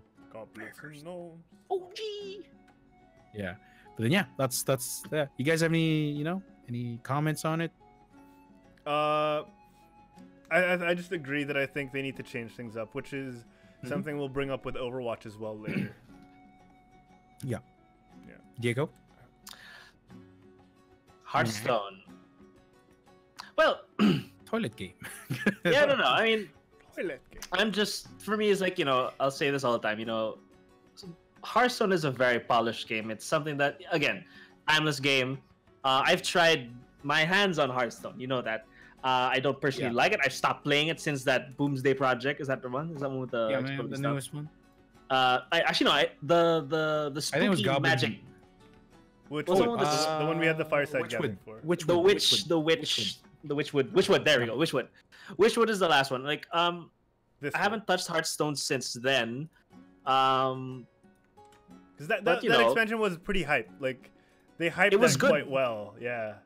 Yeah, and like I'm afraid the only reason why I don't want to touch it again is because I'm gonna burn a lot of hours into it. That's because that's what Hearthstone is. It's a game that really gets you addicted for a time being, and then like even if you stop, you can always just jump back into it and expect new things. And I like that they keep pumping out new material.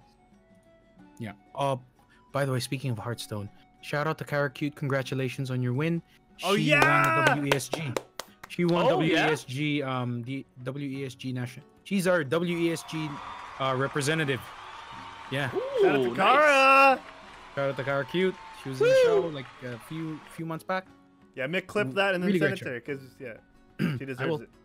She deserves it. Someone clip it. Elgin, could you do it? Thank you. I'm really bad. Oh my god, you lazy. Really bad at Twitch. No, I'm really bad at Twitch. I don't know how to clip. I swear, I don't know how to clip. Their PH representative. Yeah, thank you, Human Panda. Me too. Yeah. So yeah, we're us here in the Fury Lodge and Quit Stalling. We are very, very proud of you, darling. Bring home the bacon, okay? Mick aside, yeah, we're very proud of you, Kara. Congratulations. All right, so from Hearthstone to the game that came before it and inspired an MMO that would break records and span genres and ages and races alike. You know, I know a lot of orcs that play this. We're getting Warcraft 3 Reforged, guys. This is pretty epic. I'm gonna change it up to a little Hordy, a little more Tauren feeling soundtrack here. This is beautiful. Honestly, up close, this looks way better than Warcraft right now. World of Warcraft right now. Like, this looks amazing. I knew that they had a remaster in the works. I don't know what I was expecting, but it wasn't this. This looks beautiful. It does. It does. It looks so polished. I mean, as for they didn't hint any of this of Reforged like prior, right? They never hinted it. The only hint you would have gotten is if you were paying attention to like sites like MMO Champion, who were finding copyrights for like HD remakes, and they found like job listings on the Blizzard site for people who could port and remaster games, specifically RTS games. Wow. So yeah, so that was, and apparently like one of the devs that was on the panel that Mick didn't like was wearing a Warcraft 3 shirt last year to hint it. And they were super pissed off. They were super pissed off at him. It's like, why did you give it away? But obviously he didn't give it away. But yeah, like no one picked it up. No one picked it up. Diego, because it didn't Mick, have the Reforged. They didn't have the Reforged. Yeah. Right? So Diego, Mick, either of you, give me your thoughts on this, because I'm just happy. I'm just so happy. May I go first? Go ahead. I already pre-ordered. That's all. Of course you did. That's all I'm gonna say. I already pre-ordered. I don't have to say anything. That just shows how much I like it. Oh man. What about you, Diego? Ano tawag dito? What do you say? What do you call this? That's what you call this? Okay, so it's like here.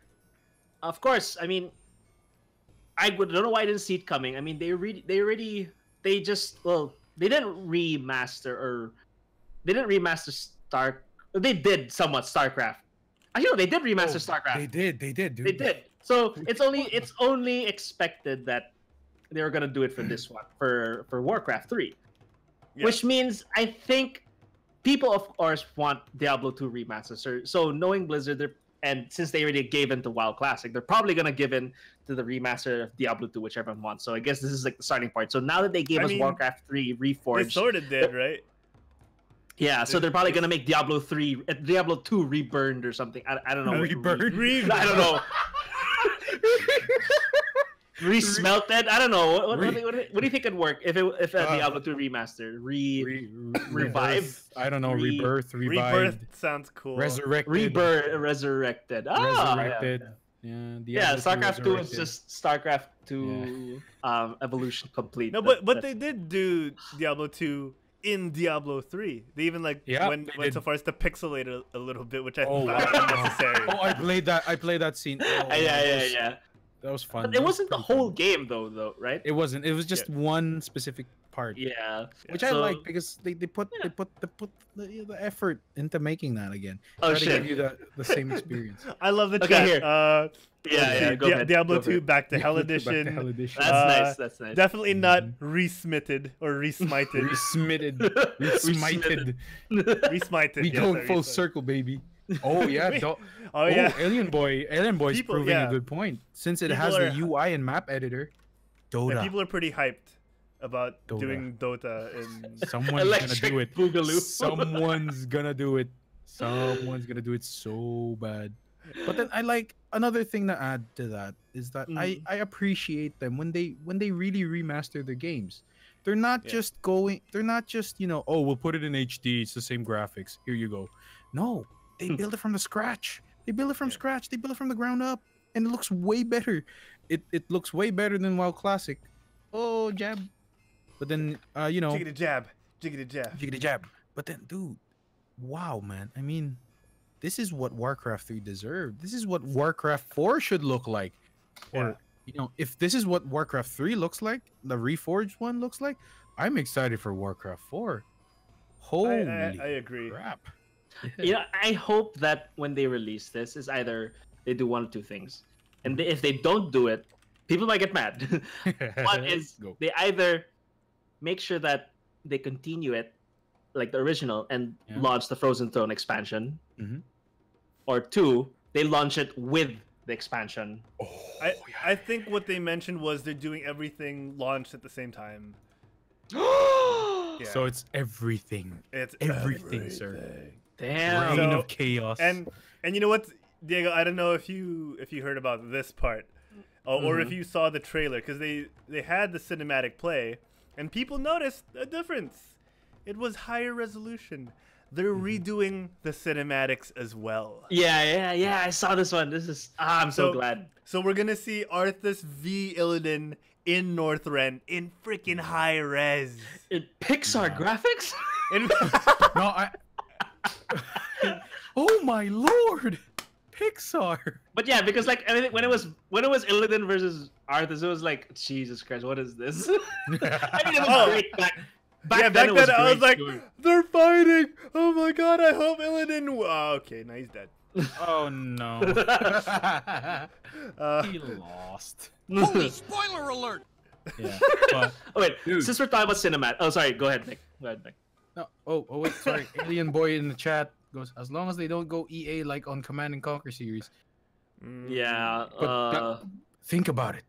Command and Conquer mobile game. Diablo mobile game. They already did it. Anyway, carry on.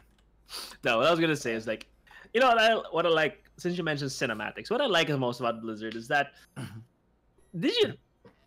they're very, very PG when it comes to their cinematics. Do you notice that there's not a single shed of blood in a lot of the animes? Okay, here, before you say anything, I don't watch much of the WoW cinematics, but I'm watching the one of Immortal. Like when someone virtually gets stabbed, sliced, there is no of blood. Yeah. The only time there's blood is this scene. You look at it right here, but it's dripping. But the actual like, I'm gonna get stabbed and then the blood will spew out. No, I've never seen that. It's not yet. as gory as you think it would be. Yeah, and like they have a great way of masking it out, but delivering the same appeal. Like you watch Overwatch cinematics, Reaper's shooting everyone with his hand shotguns. I heard that Ragnarok sound effect. Sorry. Anyway, it's okay. No, I just want to point out that you're playing. So am I. But anyway, Am I playing? I'm not playing. Where's that from? Wait, where's that from? I thought. Oh, anyway, but yeah.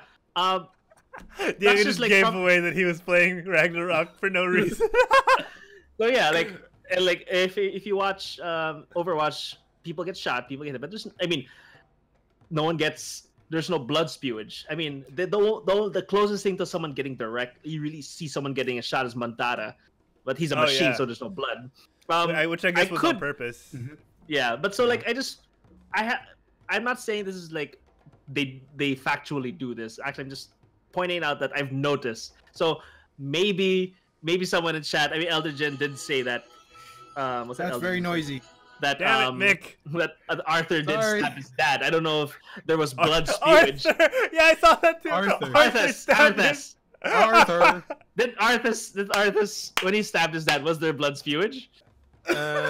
Autocorrect. I think it was just a silhouette of him stabbing his It father. was the shadow, I think. They didn't It was show a shadow, directly a silhouette. Arthur. Yeah, a silhouette. Yeah, we should like look on Oh, that. But like, man. yeah, if you watch the Diablo Immortal, and I think Diablo 3, none of the cinematics involved like blood. Like Oh, yeah, it's not boy. anime But the blood game- spraying out of their neck. You know, like it's Yeah. tastefully done. It's very tastefully done. Yeah, Very respectful. Yes, very respectful. But yeah, Yeah. like Especially but- to that. but there is blood. Don't get me wrong. There is blood Yeah. visually, but at the point of it spewing from someone's body, that's Yeah. all. yeah, like I totally get what you're saying, DZ. Like they don't have to go full realism to convey the message, and on some levels Which it's is actually good, even yeah. better. Yeah. Exactly. Mhm. Yeah. Exactly. Oh man, so good, so good. So yeah, Warcraft Reforged. I'm excited because I'm also excited to see what this means for World of Warcraft, because seeing, having the devs of WoW play Reforged and seeing like how the armor was handled, because armor in Warcraft 3 is definitely not one for one with armor in World of Warcraft. I would love to have more Warcraft 3 style armor in World of Warcraft, because that's what I was expecting. That's The what I pauldrons. yeah, like Mhm. they've gone too far in WoW in a sense that it went full MMO. That everything is just bigger and Just goes up bigger the and ear. bigger. Yeah, like I wanted to get more of the flavor, better textures, less bulk. Flavor. Yeah. True. So I've been saying that constantly. So like, I'm excited to actually play Warcraft or watch people play it on YouTube and Twitch, because Mm-hmm. even just for the cutscenes, I think it'll be worth it. And Human Panda pointed out, like, Human Panda just watched the whole, like, story and cutscenes on YouTube, and I think he watched the walkthrough. I wouldn't mind watching someone walk through Warcraft 3 because it's beautiful. Yeah. Mhm. The story Exactly. is timeless. It really is. That's the word we're gonna throw around the whole day. Yeah, So this is basically it's very this is Vader-like basically what the to Paladin see looks both like. Arthas and Illidan's journeys. You know what I mean? Like, Arthas went through a story of no redemption and a winding path. Like, there's a reason why the MMO was so successful on launch, and it's because Warcraft 3 hyped up the story so much. Because it was a good story. He was a great villain. Arthas was such a douche. Yeah, and They're like he was like the hero supposed to be, and then he like, you were the chosen one. You're supposed to destroy them, then not join them. Yeah, Jaina was Padme. Jaina was a more badass Padme. Like, I don't can't know. watch you do this, Arthas. Yeah. You You ever realize that after Arthas, Jaina never really had love again? Oh, well, she did have. I mean, she's with someone now, but yeah. Oh, I don't know how far they'll take that. But yeah, like, Mhm. my favorite part definitely in Warcraft 3 was when Arthas talked about sand and how much it irritated him. Really? No, that was Anakin. Oh, that was Anakin. Okay. It's Oh man. Okay, yeah, and Arthas laid the whole of Strathome, and Anakin culled the entire Sand People race. So yeah, Yeah. there are parallels there. Yeah, she is with Caligos now. Thank you, Elderjin. We don't know how Oh, long there we that'll go. last, but you gotta get yourself some Blue Dragon from time to time. All right. Yeah. Warcraft 3 Reforged. Let's get it on. Excited. Yeah, Purchased. it's pretty cool. I want to go through World of Warcraft a little bit, real quick, before we finish off with Overwatch. Oh, Go ahead. Why did that happen? That's not supposed to happen. There we go. I want to go through World of Warcraft real quick. So this is the guy I want. Oh, shoot, I don't have a shot of him, but the presenter for World of Warcraft's panel was the guy I was talking about. I think his name was Jason Schwaber, if I'm not mistaken. Schwaber, super cool guy. Why they didn't get him to? I mean, I know why they didn't get him to announce the trailer and all that stuff, the cinematic in the WoW part of the opening ceremony, but this dude was so funny. he was the guy who brought the jokes out of all the panels. This guy brought the jokes, and I was slain, man. I was slain. There. Oh no, that's Ian Hazakostas. He's one of the lead devs in World of Warcraft right now.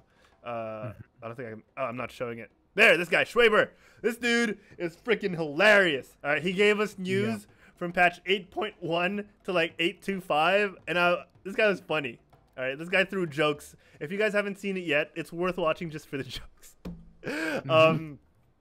Like there's a part because like in Hearthstone, trolls worship Loa, which are like their versions of like gods. I guess the closest parallel I could come up with, aside from like tribalistic gods or I guess the Greek gods, you know, you have multiple gods instead of just one. And he was talking about the Loa, and oh man, my virtual ticket. See, this is the thing. The virtual ticket is buffering. Yeah. And now it's like super low res for some reason. But yeah, so he was talking about like, oh yeah, you can get Zandalari trolls as an allied race now, and you can make a character. You can make a Zandalari troll character. We really wanted them to have cool mounts, so we gave them dinosaurs. I was pitching for lower riders, like and then like a trike just zooms across the presentation. So like this guy brought the jokes, man. Yeah. So and I think that's what's needed though, because remember that's a lot of information to digest. So you really have to have to have those icebreakers to make sure that everyone stays like focused on it. Yeah. Yeah. Did this guy come after the Diablo announcement or no? Oh no, it comes in time. Like he did show up. Warcraft What's Next was 2 panels after Diablo What's Next. Yeah. So yeah, it was Diablo What's Next, then Overwatch What's Next, and then Warcraft What's Next. Oh, so, well, yeah. At least it was ahead of Diablo. No, he was after. They were after Diablo. Hey, before they were after Diablo. Yeah, after Diablo. Yeah. Sorry. Yeah. After I forgot Diablo. who was first again. I think it was Heroes of the Storm. Was it?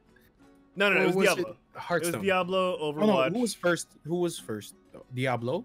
Yeah, Diablo. Was really first? Oh. Yeah. No wonder people were still pissed off. Great start. Great start. But yeah, so yeah, we got a lot of stuff from the World of Warcraft panel, and even from the opening ceremony, which was super cool. One of the coolest things that came out of it was a cinematic, which I'm trying to play right now. I'm trying to look for it. It was a super cool one that involved young King Anduin. Some would call him the Brad Pitt of Warcraft right now, and Sourfang, one of the oldest orcs in the Horde. So if you're watching the video, you're gonna see Anduin, who sort of has a bit of a Brad Pitt feel going. Yeah. And you see a good boy in his background. Long hair. Yeah. But yeah, so this was a super cool cinematic. We were talking about cinematics earlier, Diego, and how Blizzard does them so well. And this one isn't even a cinematic for a new expansion. This is a cinematic for a new patch. So, yeah, they always do that, right? No, they don't. That's the thing. They don't always have full cinematics. So you get like trailers that are in engine, which is one thing I'll show later on. But this one is like full on cinematic, which they planned from the beginning because it takes years to make something like this. So it does. It's cool. It's just so badass how they put this much effort into a cinematic, and it's beautiful. It's absolutely beautiful. I was talking about other content, so they did do an in-game engine trailer for the next patch as well. And it looks great. You know, you get to see Malfurion in a badass way, he's kind of been missing recently. So they're bringing him back into the fold of the story. They bring him out as like a bear that takes out a horde caravan one by one. I'm trying to look for the I'm trying to look for the specific shot. Like he just like you know those horror movies where like all the people are grouped up. Picked off one by one. Yeah, they get picked off one by one. This was pretty much Malfurion's moment, so it was pretty cool to see him not a weak little dude. Weak little druid. Yeah, he's pretty badass, and then you get a shot of him and Tyrande just posing and overlooking. Tyrande. Tyrande, my love. Yeah, it's pretty cool. Malfurion. There was a lot happening in the WoW panel that we're running out of time for. I realize we're so into it. So I'm gonna zoom past World of Warcraft. The one last thing, aside from all the updates that we're getting, Gareth was saying, so you mean they're finally adding stuff that should have come with BFA? I mean, a lot of stuff should have come with BFA, but that's the beauty of having an MMO that's as well supported as World of Warcraft, because MMOs are pretty much dead. Is you get the content as you go along, and you pay once, and they'll release it to you when it's ready. Exactly. They don't rush things as much as buggy as BFA started out. It could have been a whole lot worse. We have, like, people don't appreciate how maintenance is down to 1 hour. It used to be like half a day. Yeah, it used to be like 8 hours. So you go to work if you're an American and come back and get to play, or if you're in the Philippines, you wait till like the next morning. But yeah, so like technology's come a long way, and as buggy and glitchy as what people would call beta for Azeroth has Beta been, for Azeroth. WoW has really come a long way. And one way that they're showing that is this: they're remastering 2 of the original battlegrounds, Warsong Gulch and Arathi Basin. They're still keeping the silhouettes and the layout as clean as they can, as to not affect the balance of the battlegrounds themselves. But they're really making it prettier. I talked about how I love how Warcraft 3 Reforged looks. They're getting there. If they keep doing this, if they keep remastering WoW the way they've been doing, we're getting different character models. Like we're getting updated character models for the Worgen and the Goblin. If they keep doing this to the world as well as the characters, then WoW can be around for a long, long time. And you're gonna start, silhouette wise, you're not gonna notice it as much, but the more you look at the world versus Classic, which is coming out summer next year, you're gonna start appreciating like how beautiful and how much work they've put into the world. They updated the graphics. It's 14 years. It's not really too late because they're still around. It'd be too late if they're closing down the servers and they update. Like, there's always a chance for people to come back, which is why games that get supported like this manage to survive. Which is not something you could say about the MMO genre anymore, because there barely is an MMO genre because it's not that sustainable. Blizzard have found a way to adapt and continue to listen to feedback as much as possible while staying in line with their vision. And I'm glad they're doing this. I mean, I'm not saying that they're fast. I totally agree with you, Gareth. They're freaking slow. I waited 14 years to have totems on the back of my Tauren, and I still can't use them as weapons. They're just decorative. I'm still very annoyed at that. They just make me look good. I know, right? But I think they're at that phase where they can iterate, not for fan service per se, but they can iterate to a point where they're not just trying to innovate anymore. They're trying to refine what they have. They don't have to push the boundaries as much as they used to with instances, which was new to the MMO genre when WoW came out. You didn't have instance dungeons. You had people lining up to do a dungeon in EverQuest and in D&D Online. So it's crazy. It's crazy. Gareth was saying their engine is old, but the great thing is they're actually patching on to that engine, and they're redoing a lot of the core of the engine as time goes on. It's not as easy as they'd like, which I wish it was easier, because that's why I want WoW Reforged. But based on what they've shown us in BlizzCon, I think they're gonna get to that point. So fingers crossed. Fingers crossed. Yeah, to have a game engine for a game that big is actually pretty hard. He's right to say that that's close to impossible, because the thing is, imagine how much maps you have to redo, how much content you have to rework again, just so you could make sure that the engine will work properly there and won't cause any bugs or fatal errors. Yeah. Oh boy. It's insane. All right, so let's move on to we're super over time. Let's move on to BlizzCon. South Korea wins another Overwatch World Cup. China yes, third year in a row actually. Third year. China looked to be the spoilers, but sadly they were outmatched by just the overall technique and raw power, as well as the strategies of South Korea. Jonak wins MVP, as he did for the Overwatch League. So, yeah, Overwatch World Cup, Korea. Yeah. What's that? Oh, so I just wanted, like, yeah, since you mentioned China, I mean, you gotta give it to China, you know, like, they did a great performance, and they did better than last year. I mean, they were a completely different. I mean, and everyone's mind was like, they're probably like, the last performance of China that everyone like was familiar with. It wasn't last year's World Cup; it was Overwatch League, and this is a vastly different team, and they killed it. It's actually a completely different team, if I'm not mistaken. Completely different team. So yeah, it was like great. They really played well and stuff. But yeah, go on, Harold. I was rooting for Finland. Oh man, Fraggy! I don't know who plays there. It's just that it's Finland, dude. Finland's cool. They have amazing hair. Okay, so Diego, Ash. Yes. Ash with an E. Yeah, Ash with an E. Okay. Not from League of Legends. Sorry. One last thing. One last thing about World Cup. I also have to give praise to the UK.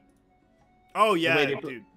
Yeah, like British. I mean, one thing I think there was only one of their players was from Overwatch League, and the rest were like contenders players. Is that right? Yeah, Boombox from the Philadelphia Fusion was the only Overwatch League player. And they did pretty well. I mean, two of them have been signed already, but they beat USA. That's the only important part. Yeah, there's an upset. They beat USA, and they drew. USA. They drew two maps. South Korea 2 maps. Yeah. That's like a feat in itself, because if you look at the bracket, all the other games that China played and that Korea played were stomps, but UK was able to beat them on 2 maps. Even so China. Wow. Even the finals. Even the finals. So like, wow, like that's I didn't expect that from UK. So like they surprised me. Yeah. And since we are still talking about the World Cup, as Human Panda said, at least this year China did beat U.S. immigration, so that's one extra victory for them in the World Cup this year. Okay, so Ash. Okay. Diego. Okay, so well, here's the thing. I haven't played Ash yet. I haven't been able to log into the PTR. But I guess while we're here, we might as well talk about the cinematic. Okay, do you want to talk about the cinematic or the character? We can go through the cinematic real fast. Let's do the cinematic first. Okay.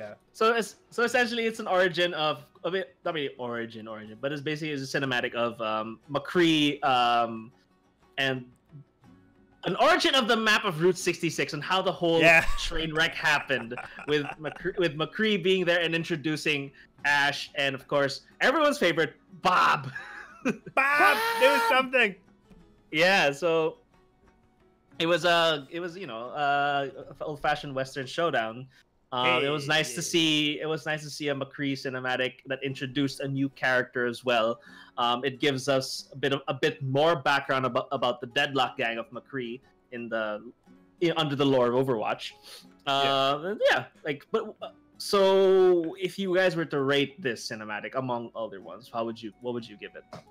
Oh man, like I'd put it up there with Dragons, because for the plain fact that actually 2 facts. One, they mentioned the recall. Okay, that was huge. They're progressing the story forward. Yeah. They mentioned the recall, right? McCree literally said, "Got a call, getting the band back together."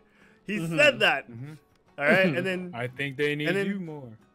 And 2, they're progressing the story forward. I think that's the most important part. We're done with. I mean, hopefully, we're done with the past. I'll get into this in a bit, but it's top notch as usual. The overall feel of the trailer is great.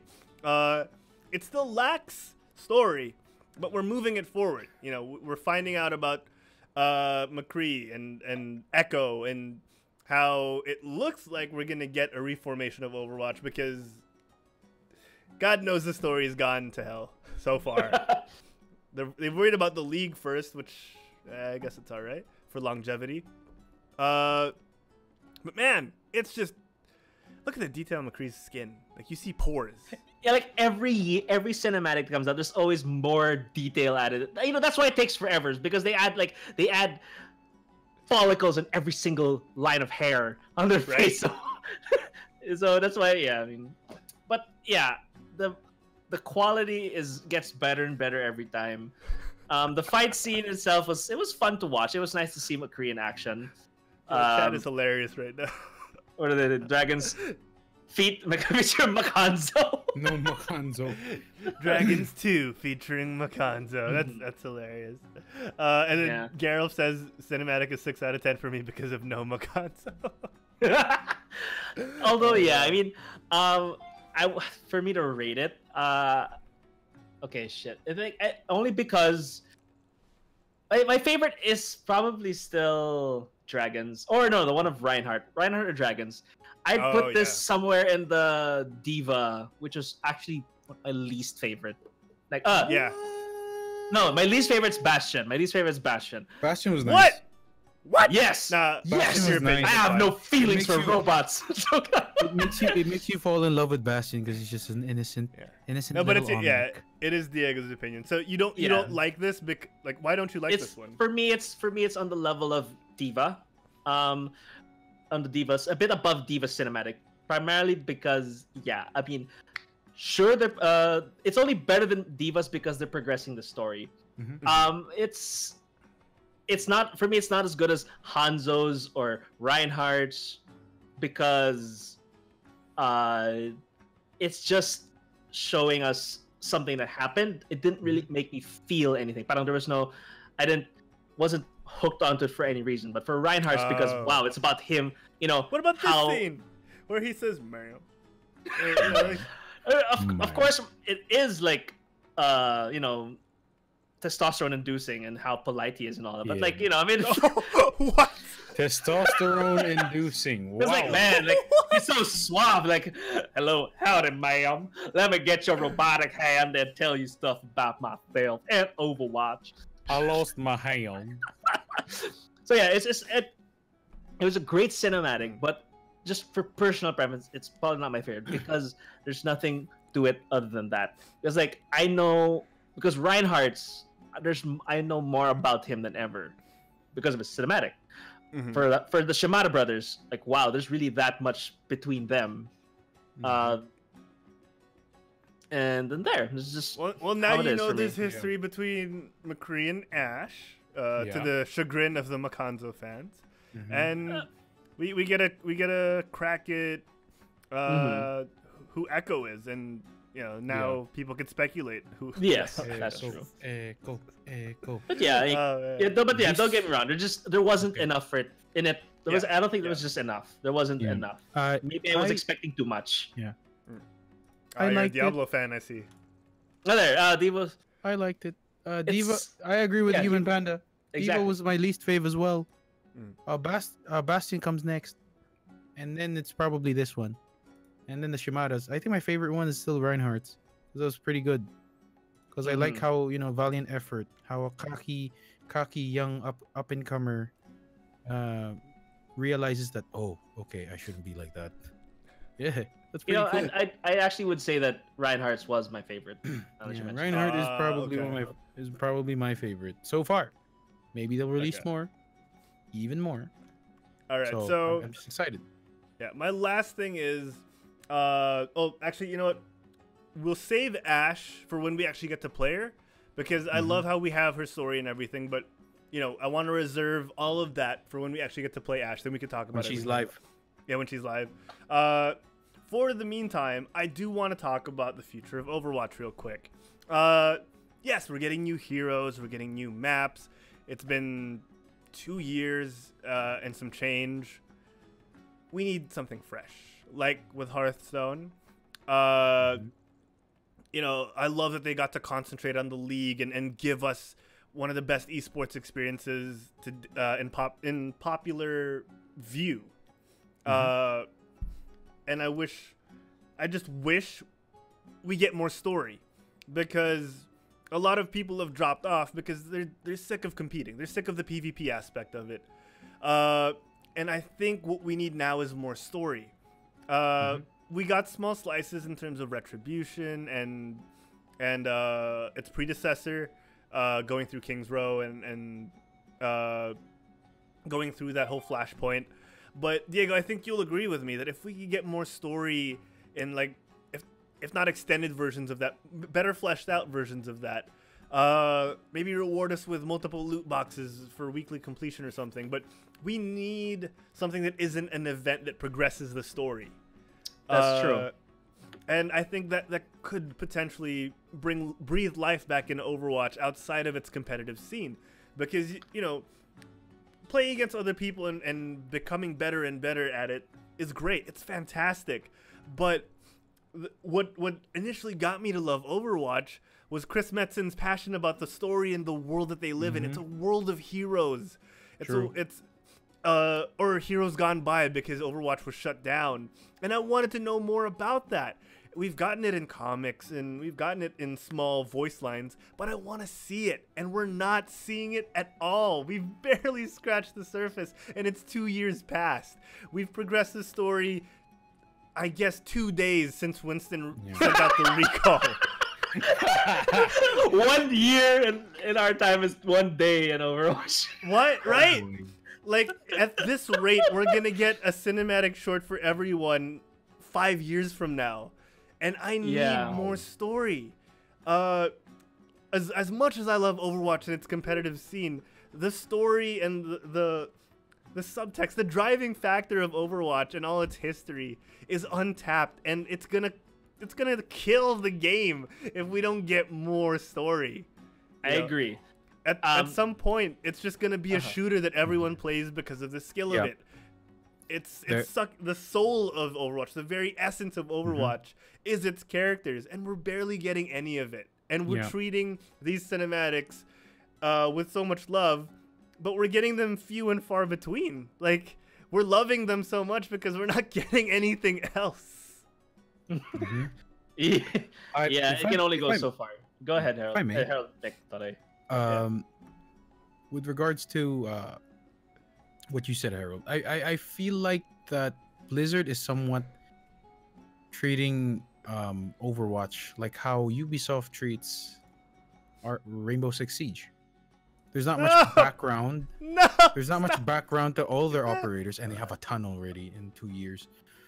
But yeah, no, I get your point, because the thing is, these are likable characters that really have their own they really have their own personalities. They have their own, you know, and they really come to life. And a lot of people want to see them and know more about them. And you know, how I see it, Blizzard is really good at, you know, at making lore, writing, you know, trying to put a story behind that character. Yeah. And to that I must say I agree with you that they should try to capitalize on the fact that they're really good storytellers, and that even an FPS game like Overwatch deserves a bit of backstory. Yes, a lot, because they've teased us so much so they've far. Teased so much already. The very first cinematic we got. There's a ton of Easter eggs. If you go to YouTube and you see those people who really pick up the Easter eggs per map, you'll be like, oh wow, oh my gosh, it's like some Easter eggs there are like, oh, it pinpoints to this specific hero. I'm like, you don't say. But Diego, right, like the very first cinematic we got was about a kids going through the museum and seeing all the the kid talks about all the freaking history of Tracer and the fight of Doomfist and Winston. Like, give me more, for the love of God. And how I see it is like, okay, actually Elder Jin in the chat proves a good point. I mean, League of Legends has lore. There's something there, but it's the game first and not the narrative. Which is essentially right, because if you look, if we go by that statement, that follows the like, I wouldn't say the the motto of how Nintendo is. One of my favorite developers is gameplay first, the game first. So I guess that's a Blizzard motto also. Yeah. I'm glad that they're putting their game first. They're always making sure that it's balanced as much as possible until they accidentally do something, and then Doomfist is a beast. So Jesus Christ, right? But yeah, in terms of like lore, it's sad to it. Admittedly, yeah, like I would love for them to put more about the story on the characters we love. But problem is that it's how are they gonna do that? How are they gonna do that? Aside from just cinematics, like we know for a fact that okay, yeah, I mean, of course, I agree. Put more cinematics or just give something of that. But the thing is, you know that it takes forever, right? Yeah. It takes forever to do that. So let's just say that it just comes, it just rolls out as it comes. But as for content, or yeah, that like we don't want to wait for events. We don't want to wait for seasonal things just to figure out something new. I think they just can't. Yeah, they can't keep doing that.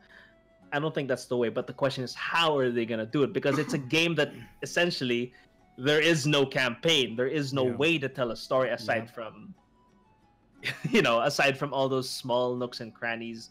Again, I don't. For all we know, the game was never really meant to have, or never meant to really be so in depth in terms of story.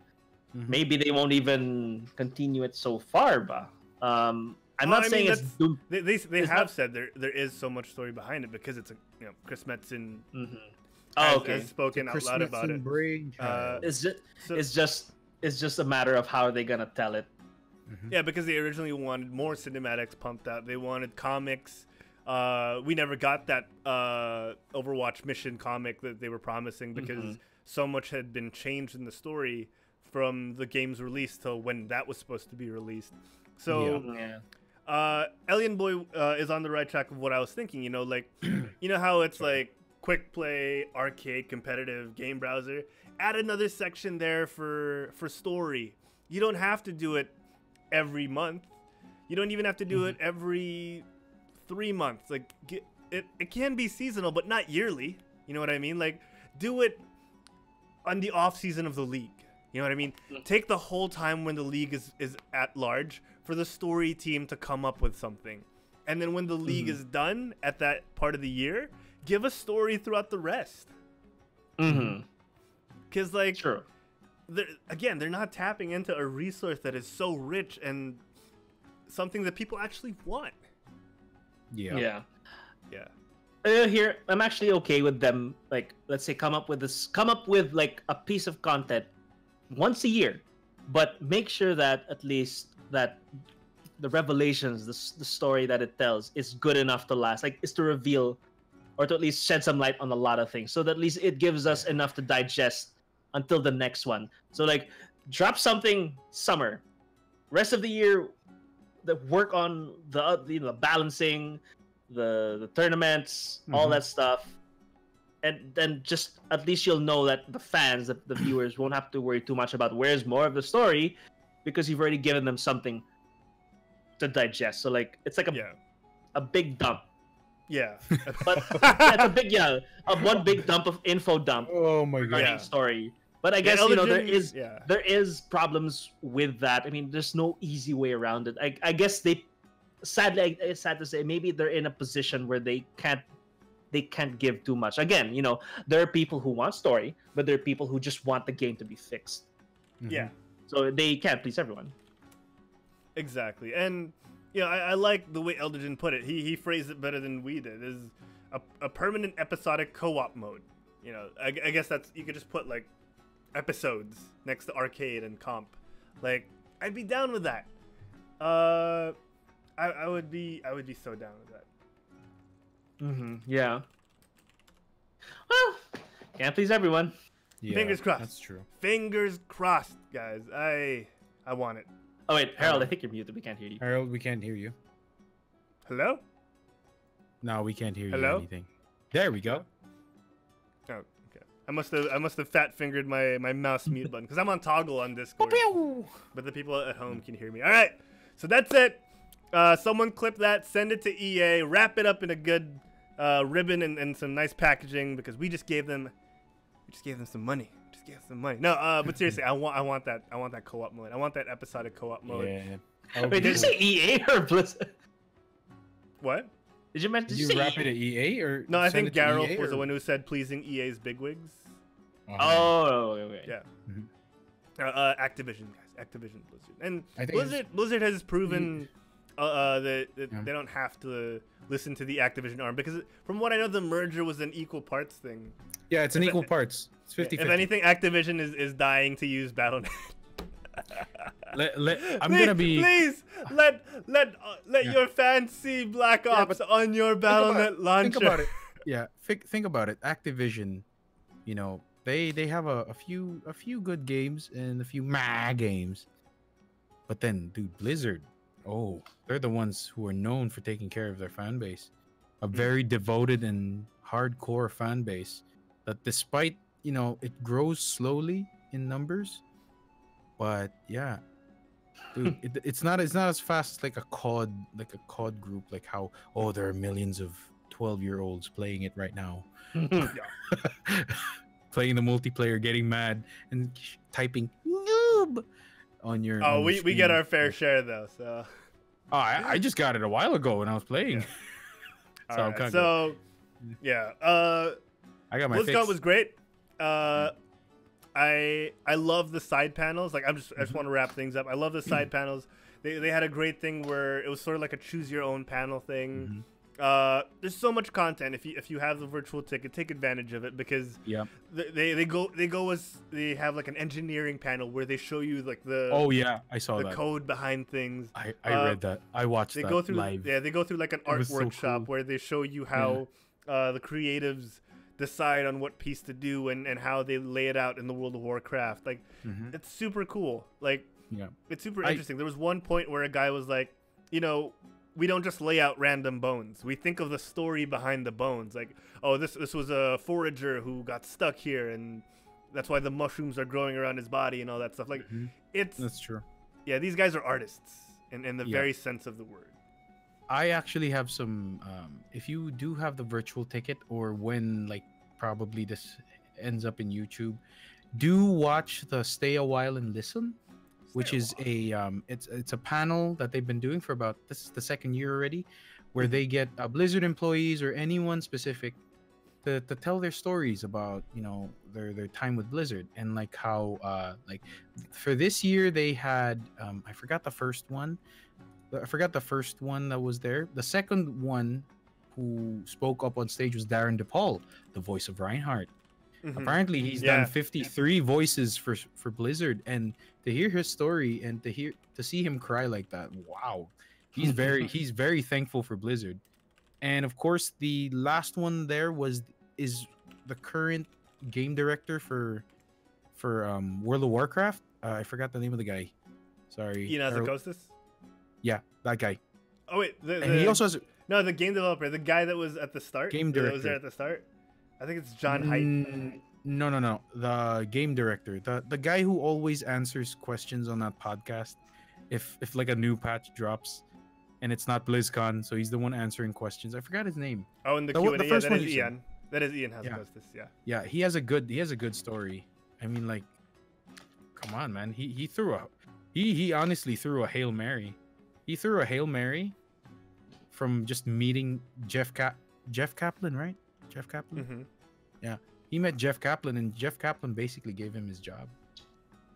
Basically, it's because he messaged Jeff Kaplan about an error in a bug in World of Warcraft in the early days. Oh yeah, because he noticed. Yeah, he's a huge raider. Yeah, he's a huge raider. He was one of the raid leaders, one of the early raid leaders for like 40 people. For the 40-man raids back in the day. Damn. Yeah. All right, cool. So we're gonna end with Diego wanting to show this, ladies and gentlemen. For all you guys who are Full Metal Alchemist fans. And Bob. And Bob fans. All right, so good stuff, guys. Yeah. BlizzCon was great. I hope it's better next year. And yeah, I think we're done. Let's wrap things up. I'm gonna change the music. I shared the link on Facebook because it's actually a 3-page panel that we didn't. I just shared it on Twitch, on the Twitch chat. Okay. So it is it's a 3-page panel. Okay. It's okay. All right. Well, as we're wrapping things up, guys. I'm gonna wrap things up with the very inspirational music of the Winston Cinematic Recall, because I always find this comforting.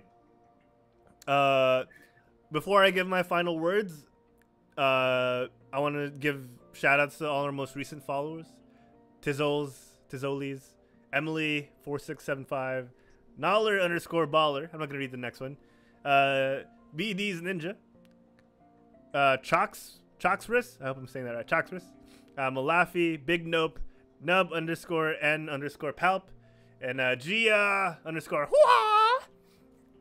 I want to thank Hooah!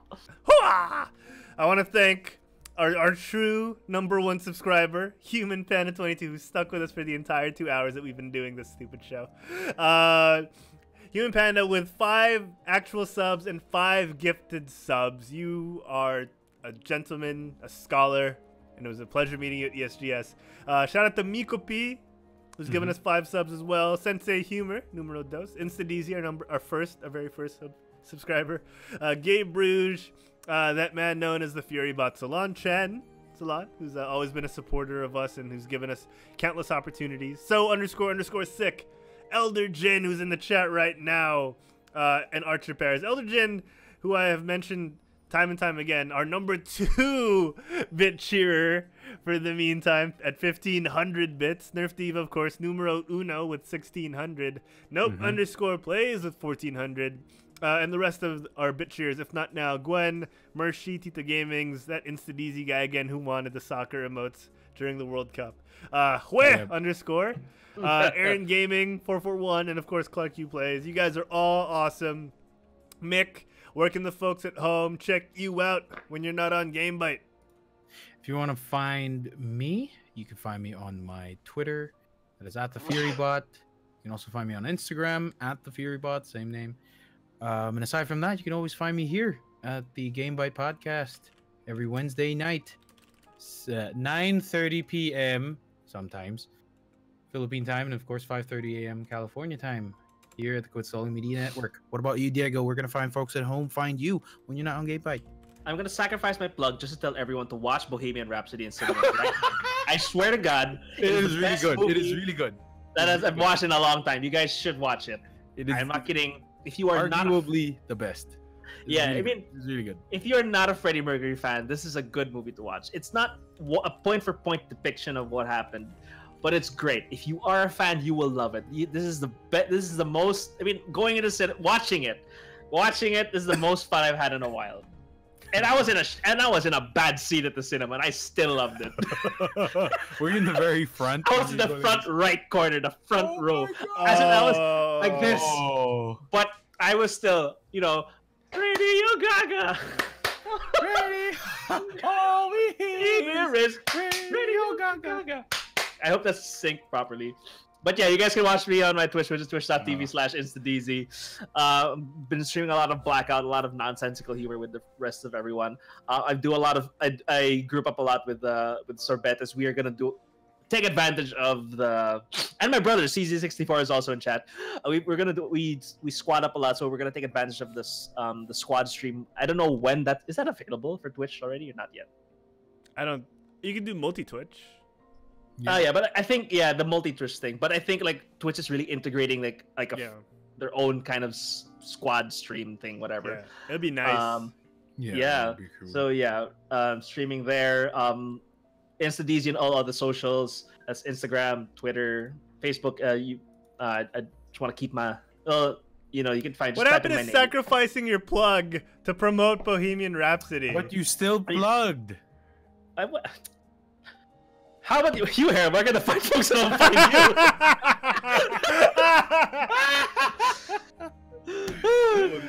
Oh my word! We love him. We love him so much. You're the best. We can't stay mad, Harold. You guys can find me and DZ, of course, when we shoutcast Overwatch Scrim Nights. That is a dizzying. Who is that we were observing at that second? That's awful. You can find me and Diego when we shoutcast weekly, usually on Tuesday nights. But the next couple of weeks may be difficult because we'll be shoutcasting and practicing for Play on WASD's tournament plus attack. So keep your eyes peeled for that. Check them out at www.facebook.com/playonwasd. And of course, check out all the event details at facebook.com/plusattackph. Aside from that, you can find me on the Quit Stalling Geekcast. No show this week so far, but me and Derek are trying to hook something up before the end of the week because we don't have anything better to do than talk about geek things. Geek is, ladies and gentlemen, geek is. Aside from that, you can find me here Wednesdays with Mick and Diego on GameByte weekly. Yes, Wednesdays at 9:30 p.m. Philippine Standard Time. Now, if daylight savings time is in effect, which I believe it is, 5:30 a.m. California time. You can also find me on twitch.tv/HaroldPlays, on Twitter at HaroldPlays, and on Instagram at HaroldPlays. Find all our stuff here on here on twitch.tv/quitstalling. Hit that videos tab if you want to see all the videos that we've streamed previously on demand. You can also find us on facebook.com/quitstallingus. We're on Twitter at quitstallingus. Check out our Twitter for the behind the scenes junk on at quitstalling. And of course, all the videos are streamed on YouTube. You can find the podcast version, the audio only version of GameByte and the Quit Stalling Geekcast on Spotify, on the Apple Podcasts app, on Google Play, Stitcher, iHeartRadio, and so much more. All right, download, leave us a 5-star review, and tell your friends, because no one is going to know about us if you don't tell them. All right, we told our friends, they told their friends. That's why you're here. That's how it works. We hope you've been enjoying the supersized version of GameByte. And before we leave, I want to remind everyone words that have been said in the past at BlizzCon. Just be good to each other, guys. Be good to each other. This is in the grander scale of things, a small community, the gaming community, especially the local gaming community. We're small. Even though we span the entire globe, it's no excuse. Being away from each other is no excuse to be a jerk to someone. So just be good to each other. We'll see you guys next week. Get off your butts and quit stalling. Bye, everyone. Bye-bye.